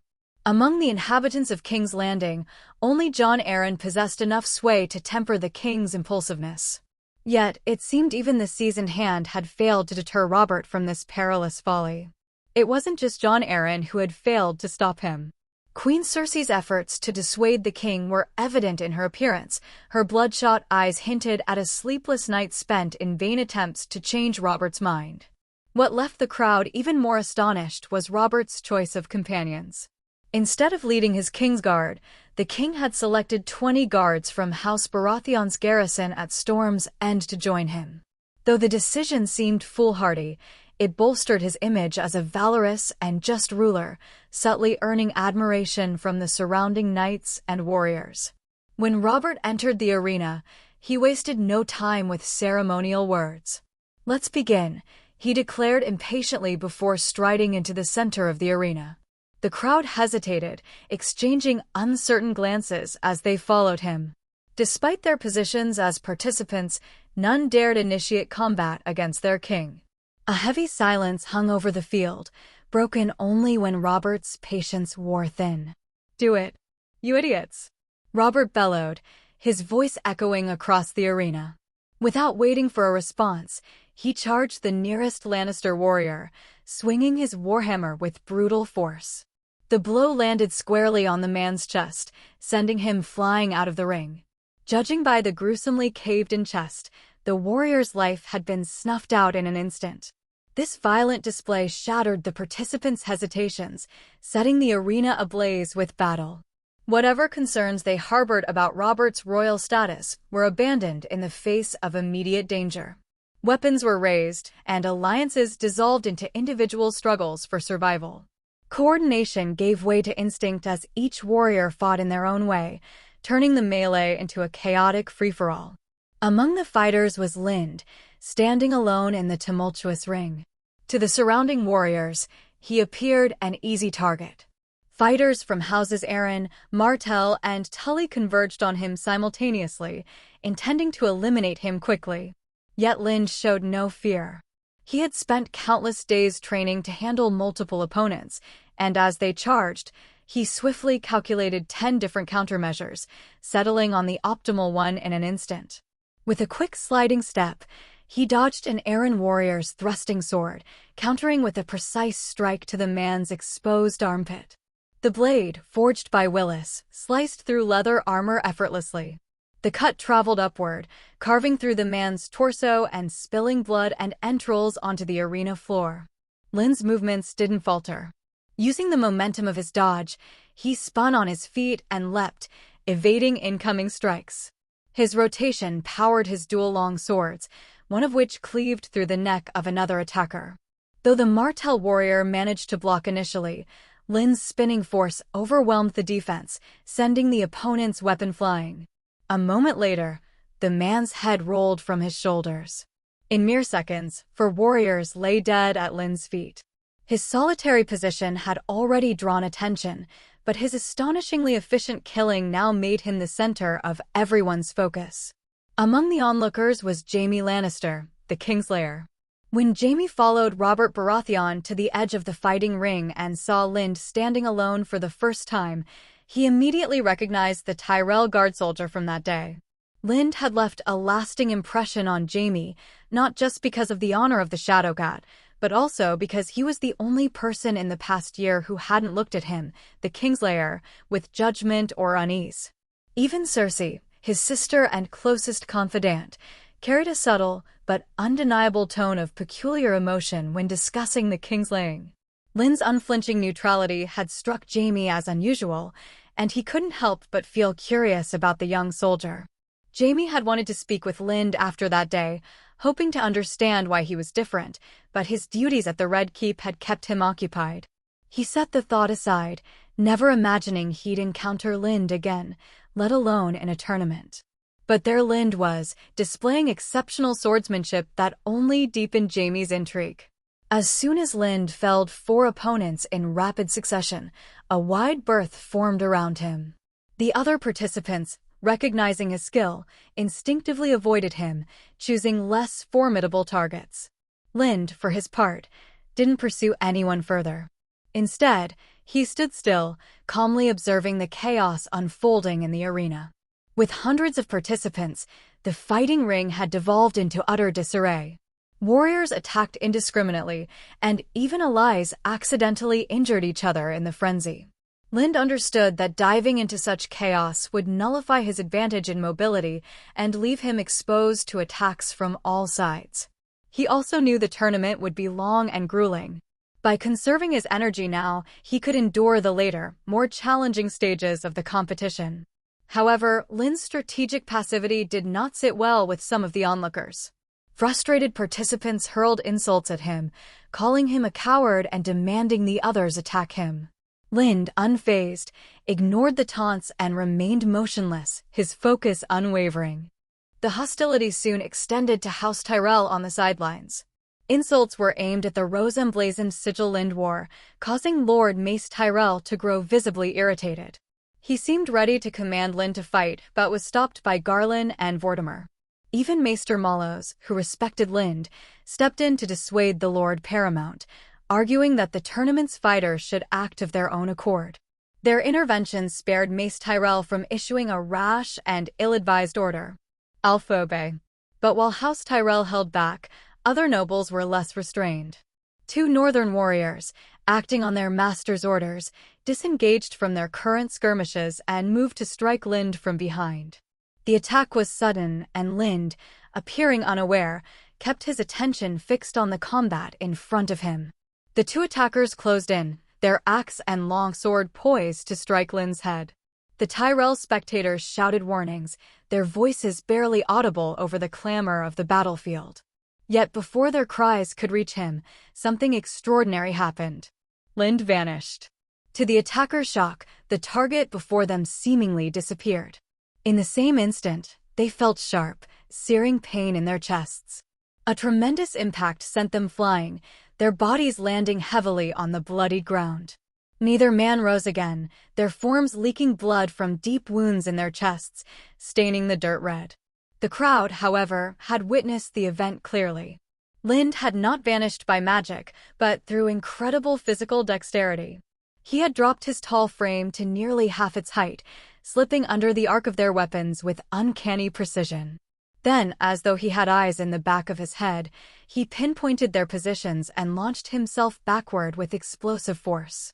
His lithe body catapulted into one attacker, and his twin swords, moving fluidly under his arms, pierced both men's chests in one fluid motion. The entire sequence had been over in a flash. The sheer brilliance of Lind's counterattack stunned the audience. His combination of agility, precision, and deadly efficiency left an indelible mark on all who watched. Those who had earlier jeered at his inaction now erupted in cheers, their initial disdain replaced by awe. The same crowd that had insulted him moments ago now celebrated his mastery, their roars echoing across the arena. In the Tyrell camp, Lynn's former sparring partners erupted with excitement, their voices ringing out as they shouted his nickname, Bear Hunter. Their enthusiasm mirrored the admiration spreading through the crowd, but Lynn remained focused, his guard never wavering. After dispatching 2 attackers, 5 or 6 more warriors from various houses charged at him, spurred on by orders from their lords. Undeterred by the ease with which Lynn had killed moments ago, they pressed forward, confident in their strength and numbers. Yet their lack of coordination proved their undoing. Unlike the disciplined fighters of a single house, their attacks were haphazard, leaving openings Lynn easily exploited. With calculated footwork and precise movements, Lynn danced through their clumsy assault, avoiding every strike. His long sword found the weaknesses in their armor, delivering decisive blows to vital points. Each swing brought death, leaving no time for counterattacks. To the onlookers, the sight was surreal. Lynn, a warrior with the strength of a bear, moved with the nimbleness of a civet cat. His long sword seemed to glide through the air with unnatural grace, weaving a path of destruction. The juxtaposition of raw power and fluid agility was mesmerizing, a combination that felt both awe-inspiring and entirely alien. The arena was alive with gasps and cheers as Lynn carved through his opponents like an artist painting death. When the skirmish ended, the full extent of Lynn's lethality became apparent. In a matter of minutes, he had killed more than 10 enemies, a feat unmatched even by King Robert himself, who fought with the support of his men. The crowd, once skeptical of Lynn's earlier passivity, now roared his name, their cheers echoing across the arena. Inside the fighting ring, the warriors were too consumed by rage and survival to hear the cheers. Lynn, however, was no longer standing still. His earlier strategy of conserving energy had given way to a more aggressive approach. This shift came after he noticed leading warriors from the Tully, Stark, and Arryn houses had begun to eye him as a serious threat. Though still engaged with their current opponents, they maneuvered to encircle him, their intent to trap and overwhelm him clear. Unlike the uncoordinated fighters Lynn had faced earlier, these seasoned veterans were no strangers to teamwork. Their combined experience and skill posed a far greater danger. Recognizing this, Lynn preemptively disrupted their plans, moving swiftly to attack isolated targets and scatter their formation before they could close in. To the spectators, it was as if Lynn had become one with the chaos of the battlefield. His movements were fluid, his strikes unerring. He navigated the arena with a predator's instinct, dodging attacks with uncanny precision and countering with lethal efficiency. Each swing of his blade claimed another life. To those watching, he seemed less a man and more an avatar of the stranger, the divine messenger of death, sent to harvest souls. Some spectators began counting Lynn's kills, their amazement growing as the number climbed. It soon surpassed 50 and showed no sign of slowing, edging closer to 100. Among the crowd, murmurs grew that Lynn was destined to be the tournament's final victor. In the heat of the battle, Lynn entered a trance-like state, a killing state where all distractions faded away. His thoughts no longer lingered on the tournament's purpose or its aftermath. The world narrowed to a single goal, to kill every enemy and be the last one standing. In this state, Lynn discovered the full extent of the changes in his body and senses. The battlefield, chaotic to others, appeared slowed and clear to him. He could perceive the trajectory of every attack and anticipate movements with eerie accuracy. It was as though time itself bent to his will, giving him the space to dodge, counter, and kill with devastating precision. In this heightened state, Lynn became unstoppable. The elite warriors of the great houses, despite their skill and experience, were no more than weeds in a field to be cut down.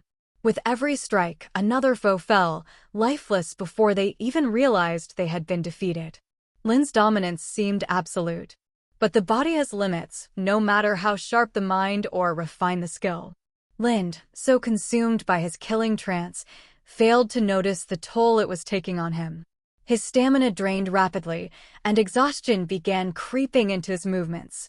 By the time he realized what was happening, his energy reserves were nearly spent. Sensing his condition, Lind broke out of his killing state. He withdrew his sword from an enemy's neck and paused, standing still in the midst of the chaos. He focused on steadying his breathing, masking his exhaustion with a calm and composed demeanor. His posture projected an air of invincibility, fooling those around him into believing he was as strong as ever. The psychological effect was immediate. The warriors who had been considering an attack hesitated, their confidence shaken by the sight of the corpses piled at Lind's feet. None dared approach him, wary of meeting the same fate as the dozens who had already fallen. A strange scene unfolded in the arena.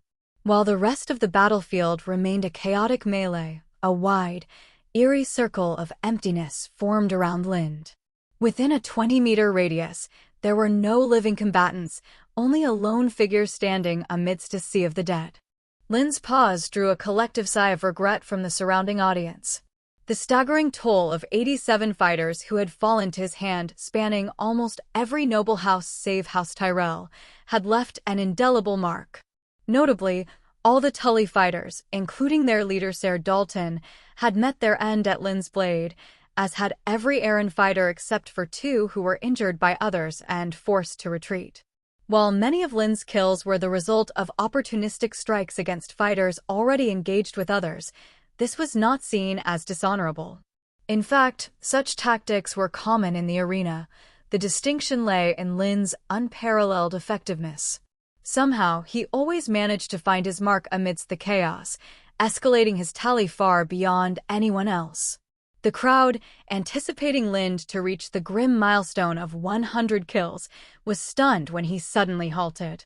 A wave of disappointment rippled through the arena, with some spectators even shouting for other participants to confront him. Yet, the grisly scene surrounding Lind, a field littered with the bodies of his victims, was enough to freeze the bravest fighters in their tracks. Even the harshest taunts from the onlookers couldn't compel anyone to step within 10 meters of him. In the Tyrell family's temporary camp, the members of House Tyrell were similarly stunned. While tales of lone warriors facing overwhelming odds were not unheard of, witnessing someone like Lind cutting down nearly 100 opponents single-handedly, as though harvesting wheat, was unprecedented. Lord Mace Tyrell stared at the scene in disbelief before finally breaking his silence. "What was his name again?" he asked, turning to Garland. "Lind. Lind of White Holdfast," Garland replied, reiterating the name as he recounted Lind's origins, ensuring his father would not forget it this time. Upon hearing that Garland had recruited Lind from House Crane into House Tyrell's service, Mace launched into effusive praise, momentarily forgetting the presence of Vortimer, Highgarden's master-at-arms, who stood behind him. It wasn't until Maester Mallows discreetly tugged at his robes that Mace caught himself. Looking sheepishly at Vortimer's impassive expression, he quickly added, "Your niece, Meredith Crane, has settled in Highgarden, hasn't she? She's about the same age as Marjorie. Marjorie could use a lady companion. Let Meredith be her lady companion." Vortimer, recognizing this as an effort to smooth things over, replied without hesitation, "Yes, my lord. It is an honor for Meredith to serve Lady Marjorie." With that, Lord Mace refocused on the battlefield, where conflicting emotions churned within him. While he was elated by Lind's prowess, he couldn't help but voice a concern. If that Lind faces his grace, will he use lethal force as well? Garland and Vortimer, familiar with Lind's temperament, exchanged uneasy glances before responding hesitantly, "I don't think so." Meanwhile, in the arena, the number of combatants had dwindled to fewer than 100. Except for Lind, every remaining participant bore injuries. Even King Robert had not escaped unscathed. His helmet was dented, with one antler missing, though he seemed unbothered. If anything, the king appeared invigorated, his warhammer still swinging with relentless force. While others had withdrawn or been incapacitated, Lind stood in stark contrast, surrounded by a grim sea of corpses. His lethal efficiency made the rest seem woefully inadequate, as most fighters had only managed to injure or incapacitate their opponents. King Robert, leading the remnants of his Storm's End guards alongside survivors from the Vale, Riverlands, and the North, focused his efforts on eliminating the remaining Lannister soldiers.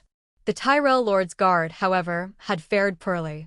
Out of their original numbers, only 9 emerged alive. Ser Salif, who had earlier vowed not to assist Lind, had been struck in the head by a warhammer early on and was now clinging to life. Without a clear commander, the guards had been overwhelmed, scattered, and ultimately defeated. On the opposite end, the fighters from House Martell displayed remarkable cohesion. Despite facing repeated assaults by dozens of warriors from lesser houses, the 6 surviving Dornishmen fought with precision and unity, holding their ground and even turning the tide against their attackers. It was clear they were likely to emerge victorious from this melee. Elsewhere, a few surviving nobles, either out of desperation or ignorance, ventured toward Lind. Oblivious to the carnage he had wrought, they soon joined the ever-growing pile of corpses at his feet, bringing his kill count to 94. After more than 10 minutes, the 2 main battles in the arena reached their conclusions. Despite their superior equipment and veteran experience, the Lannister fighters could not withstand King Robert's relentless siege and were ultimately forced to retreat from the arena. Their withdrawal thinned the crowd surrounding Robert, leaving only 3 warriors by his side. Judging by their emblems, one was from House Karstark in the north, and the other 2 bore the sigil of House Templeton from the Vale's Nine Stars. The noble lineage of these warriors was evident in their finely crafted armor. On the other side of the arena, the Martell warriors had overcome their adversaries, but at a heavy cost. 2 of the 6 had fallen, and the remaining 4 were grievously injured. Exchanging glances, they made a silent agreement to avoid Lind entirely and instead charged at King Robert. The 3 warriors near Robert moved to intercept the Martells, unwilling to allow anyone to approach the king. However, they severely underestimated the unyielding determination of the Dornishmen. 3 of the Martell warriors fought with reckless abandon, willingly trading their lives to bring down the 3 noble defenders. With their sacrifice, the lone surviving Martell fighter pressed forward, his eyes fixed on Robert. It was clear to everyone in the arena that he intended to take the king down with him. The crowd gasped in alarm as they realized what the Martell fighter was attempting. The King's Guard and the Gold Cloaks rushed into the arena to intervene, but before they could reach him, Robert Baratheon met the charging Dornishmen head-on. Like an unstoppable force, Robert deflected the scimitar with his warhammer-armored right arm and seized the warrior's throat with his left hand. With a brutal twist, he snapped the man's neck and tossed the lifeless body aside. "What are you doing? The competition isn't over yet. Who gave you permission to enter? Get out!" Robert roared at the King Guard and Gold Cloaks now entering the arena. His voice reverberated with authority, halting them in their tracks. Relieved that Robert had dispatched the threat, the intruding guards retreated, leaving the arena. Now, only 2 combatants remained, Lind and King Robert. A tense silence fell over the crowd, broken only by the distant murmurs of spectators. Robert Baratheon, now gazing at his final opponent, studied Lind with a serious expression. His eyes swept over the battlefield littered with bodies, and the weight of the moment sank in. Despite being focused on his own fight, Robert had heard the roaring cheers of the crowd throughout the melee. Tales of an unstoppable warrior cutting down nearly 100 men had reached his ears, and now, standing before Lind and the carnage surrounding him, he realized those tales were no exaggeration. Meanwhile, Lind observed Robert, his mind racing. This was no ordinary foe. Robert Baratheon, at the height of his power, was a force to be reckoned with, far removed from the indulgent king of later years. His heavy armor, fortified by a specialized inner weave, had shrugged off nearly every attack during the battle. Only a dented helmet bore testament to his injuries, but even that had not slowed him down. Lind's half-sword, crafted from a rare material, was sharp and durable, but its ability to penetrate both layers of Robert's armor was uncertain. A failed strike would leave Lind exposed to Robert's overwhelming counterattack. Worse, Lind knew that harming the king, even unintentionally, would seal his fate, tournament rules or not. The stakes left him hesitant, the idea of withdrawing from the fight crossing his mind. Yet Robert seemed to sense Lind's wavering resolve.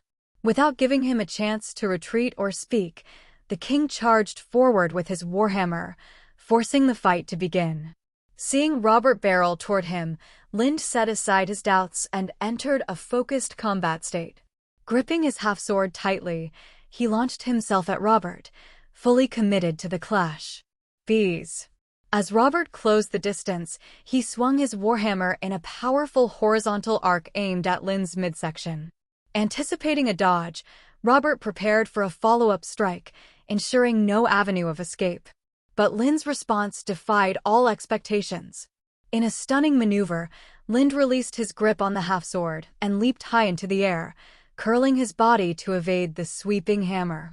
The warhammer whooshed harmlessly beneath him, and before Robert could adjust, Lind used his full strength to lunge at him midair. Lind's sheer bulk and strength drove his feet into Robert with incredible force. Though the king's armor absorbed the brunt of the impact, the momentum sent Robert sprawling. His heavily armored body slammed into the ground, and the weight of his helmet caused his head to strike the arena floor with a sickening thud, aggravating the earlier head injury. Momentarily stunned, Robert lay unable to rise. Lind, prepared for the landing, rolled deftly to dissipate the shock of his leap. In one fluid motion, he regained his footing and sprinted toward the downed king. Wasting no time, Lind delivered a vicious kick to Robert's arm, the one clutching his warhammer.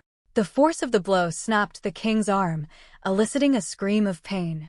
Seizing the opportunity, Lind straddled the injured Robert, pinning his uninjured arm underfoot while leaving the broken one immobilized. He raised his fists and began hammering them down on Robert's head, his iron-plated gloves pounding relentlessly. Robert's attempts to resist were futile. His handsome face quickly swelled, blood streaming from fresh wounds, as Lind's strikes drove him into a semi-conscious haze. Enough. Warrior of House Tyrell, I think you've proven your point. The sharp clang of steel accompanied Jaime Lannister's voice as his longsword descended, resting lightly against Lind's neck. Lind paused mid-swing, his fists trembling with exertion, before slowly lowering his hands. He turned to meet Jaime's stern gaze, panting heavily as he assessed the threat. Judging that Jaime wasn't aiming to kill him but merely to end the fight, Lind obeyed. Rising carefully, he stepped back from Robert, maintaining his composure despite the sword at his throat. As the tension shifted, Ser Barristan and Selmy and the remaining King's Guard rushed to their fallen king. Lind, meanwhile, stood motionless, awaiting the next move. Some among the crowd began to stir, with several moving toward him to attempt an arrest. Jaime, however, intervened, blocking their path with a warning gesture. The arena fell silent, the weight of the moment pressing down on everyone. None had expected the group competition to end like this, with the king bloodied on the ground and his would-be opponent under threat of execution. Whispers rippled through the audience, while in House Tyrell's camp, anxiety hung thick in the air. Lind was one of their own, and the consequences of his actions could be catastrophic. What are you waiting for? Arrest this man who dared to strike the king. Queen Cersei's voice, sharp with fury, pierced the tension as she strode toward the center of the arena, flanked by her attendants. Her command stirred immediate unrest among the spectators.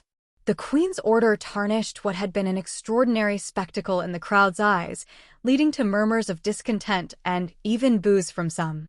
To them, the drama of the competition had been marred by her heavy-handed interference. The Gold Cloaks immediately stepped forward to seize Lind upon hearing the order. Jaime Lannister moved to intervene, but the command had come from Cersei, and that moment of hesitation held him back. "Get out of the way. What do you idiots want?" The booming voice of Robert Baratheon echoed across the arena. Bloodied and bruised, the king rose to his feet with the support of Ser Barristan Selmy. Glaring at the Gold Cloaks, he bellowed, "Who told you to barge into the fighting arena, you fools? Do you have any idea what you've done? You've ruined a match of unparalleled glory. You've shamed me and every participant here. Now, put away your damn weapons." The gold cloaks, visibly shaken, hastily obeyed, sheathing their weapons and retreating from Lind. Jaime Lannister, who had held his sword at Lind's neck, withdrew the blade and returned to Queen Cersei's side. Cersei, her voice filled with fury, exclaimed, "Are you mad? He just tried to kill you." "Silence, woman," Robert snapped. "This is between warriors. You are not to interfere." Pushing Ser Barristan aside, Robert straightened himself, then stormed towards Cersei. His voice thundered, "Go back to your chambers, mind your children, and stop causing trouble." He turned his fiery gaze to Jaime. "What are you waiting for, Kingslayer? Take your sister back to the castle, now. Don't let her disgrace me here any longer." Robert's public reprimand left both siblings visibly humiliated, their faces flushed with embarrassment. Watching from the sidelines, Lord Tywin Lannister's expression grew dark. He whispered a few words to a nearby aide, who swiftly delivered the message to Jaime and Cersei. After receiving their father's words, the Lannisters exchanged glances, then silently exited the arena with the Red Keep's guards and the gold cloaks in tow. With the siblings gone, Robert turned to Lind, who was calmly gathering the two halves of his broken sword from the ground and sliding them back into their sheaths. In a deep, commanding voice, Robert asked, "What is the name of the Tyrell warrior?" Before Lind could respond, cries erupted from the High Garden contingent. "Lind! Lind the Bear Hunter!" Supporters from across the Reach, familiar with the famed Bear Hunter's song, joined in the cheers, chanting his name. "Bear Hunter Lind," Robert said, a flicker of approval in his eyes. "It seems you are no ordinary man. I'll remember you, Bear Hunter Lind, the one who defeated the king." The king stepped forward, clasped Lind's arm, and hoisted him into the air. His voice roared over the crowd, "Let's hear it for our champion, the Battle Lord Lind." "Battle Lord! Battle Lord!" The cheers reverberated through the arena, swelling until they spilled into the streets of King's Landing. Despite Lind's triumph in the team competition, the Tyrell nobles seemed anything but jubilant. Upon returning to the Tyrell camp, Lind was promptly ushered into his tent. The somber expressions of those gathered there made it clear this was no celebration, but a confrontation. Before Lord Mace Tyrell could speak, one of the nobles stepped forward, his tone sharp and accusatory. "Do you realize what you've done, Lind of White Holdfast?" The deliberate mention of Lind's humble origins was a clear attempt to belittle him. Yet Lind remained unruffled. His voice calm and steady, he replied, "Of course I know what I've done." "Are you confused, my lord?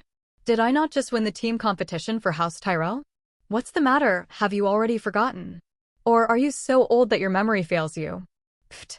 Garland Tyrell stifled a laugh at Lind's retort, quickly masking his amusement with a stern expression. The noble's face flushed with anger. "Damn it. Of course I know we won the competition. But you dared to lay hands on the king." "Wrong," Lind interrupted sharply. "I think you misunderstand, my lord. I never laid a hand on the king. I only challenged a warrior who participated in the team competition." Turning to Mace Tyrell, Lind's tone grew pointed. "My lord, as I recall, it was you who commanded me to fight in the team competition and to give it my all. And now I have won. I have brought honor to House Tyrell, earned the respect of his grace, and brought acclaim to our family in the eyes of all the nobles present. Tell me, my lord, was I wrong to do so?" Mace Tyrell hesitated, unable to form an immediate response. Lind's argument was unassailable. While his actions had indeed risked defending King Robert, they had also brought great prestige to House Tyrell. To chastise Lind for following orders would be both unjust and short-sighted. If Mace Tyrell publicly rebuked a loyal vassal who had fulfilled his mission with excellence, what message would it send to others? Such a move might discourage loyalty and dedication among his retainers. Lord Mace Tyrell sat in contemplation, recalling the journey back to the camp. Nobles from across the 7 kingdoms had offered their congratulations, one after another. Even the Starks of the North, not known for their easy camaraderie, had sent an emissary requesting a meeting with Benjen Stark to discuss a matter of importance. Such attention, unprecedented over the past year, was a clear indication of the shifting dynamics within the new regime, and it was all due to Lin's victory in the group competition. Arbeta. It became evident to Mace that Lin's triumph had elevated the standing of House Tyrell. The sudden recognition from influential families was something he could not ignore. Questioning Lyn or holding him accountable now seemed irrational, yet he was at a loss for how to gracefully resolve the situation he had unwittingly created. Sensing his father's discomfort, Garland stepped forward to diffuse the tension. "Bear Hunter," he said warmly, "you've done nothing wrong. In fact, your performance in the group competition was exemplary. The reason you were summoned here was not to be reprimanded, but to discuss your reward. You've brought great honor to House Tyrell and earned glory in the Seven Kingdoms. Such a contribution must not go unrewarded." Turning to Ser Ismir, the noble who had voiced accusations earlier, Garland added pointedly, "I believe you may have misunderstood my father's intentions." Yes, of course." Mace Tyrell quickly seized the opportunity to agree, nodding emphatically. Ser Ismir must have misunderstood. The change in tone was unmistakable. Lyn, recognizing the opportunity to let the matter rest, responded with a respectful bow. "It is my honor to serve House Tyrell. As for a reward, I dare not make demands. I trust that House Tyrell has its own standards for rewarding service, and I will humbly accept whatever is deemed appropriate." Mace Tyrell, regaining his composure, spoke in an almost magnanimous tone. "Fear not, Lyn. House Tyrell is never stingy when it comes to rewarding those who have rendered great service. For now, go and rest. You must be weary after such a tumultuous day." Lyn inclined his head in gratitude and turned to leave, only to be stopped by Garland. "Wait," Garland called out.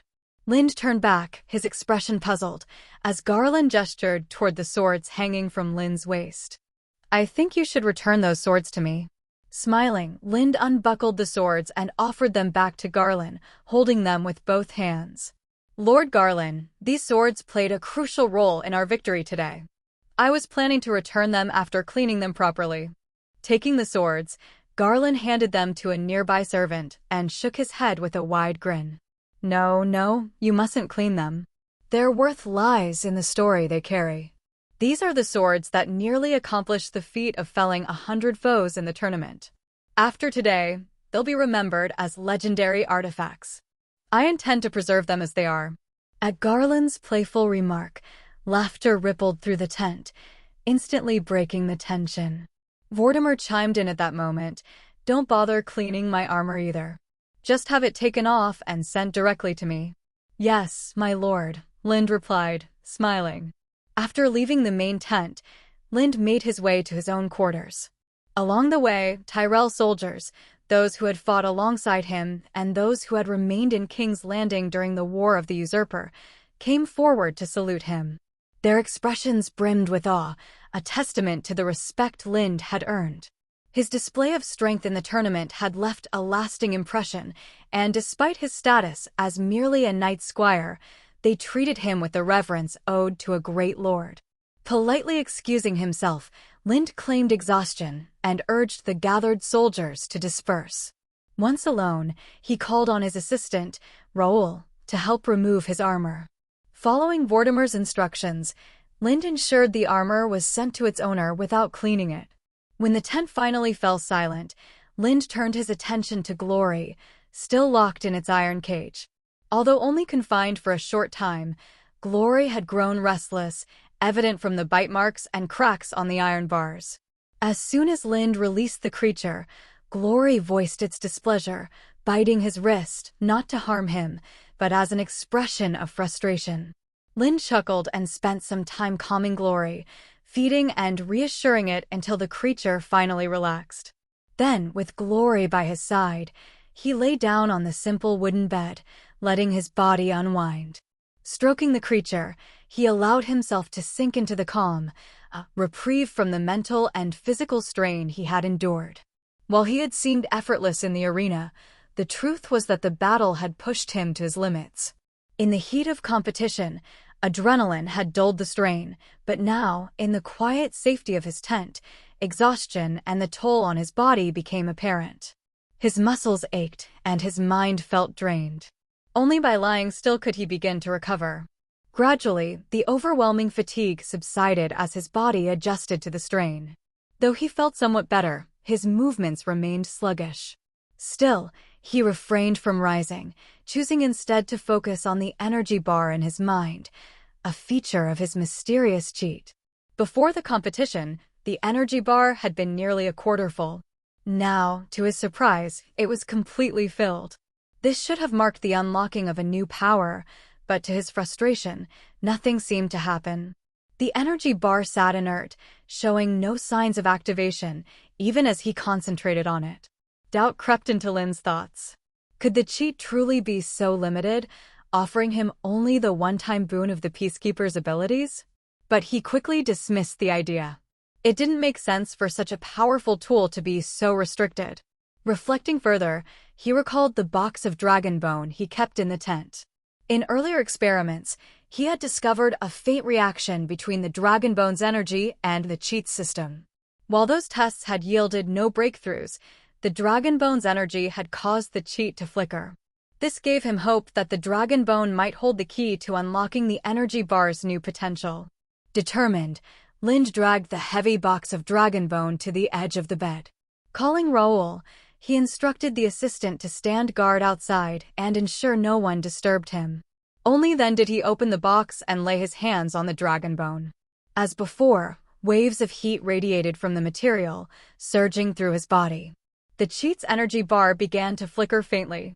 Focusing his mind on the bar, Lind willed it to activate, but the response remained lackluster.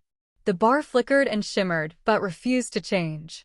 Disappointed, he prepared to stop the test and remove his hands from the dragon bone. Just as he did, something subtle caught his eye. The energy bar, previously static, now displayed faint shadows at either end. Intrigued, Lind concentrated harder. Slowly, the shadows grew more defined, eventually resolving into two distinct figures. The first figure was blurry, its form constantly shifting as though made of smoke. The second was sharp and clear, depicting a person wielding two swords. When the figures were fully formed, Lind focused his mind on them. To his astonishment, new information flooded his mind.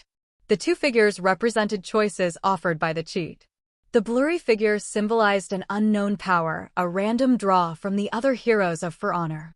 Choosing this would grant him a new character's abilities and weapons, broadening his skill set in unpredictable ways. The clear figure, wielding two swords, represented a direct enhancement to his existing skill set. Selecting it would grant him another dual sword-wielding character, sharpening his swordsmanship and elevating his combat ability with two blades to an entirely new level. Hello, everyone! As we wrap up this video, I want to share a quick note. I have a Patreon account. If you'd like to support me and enjoy on-demand audiobooks, you can become a Patreon member. Alternatively, you can check out my Google Drive link, which has 500-plus novel audiobooks available through my Ko-fi or Patreon shop. I appreciate your support.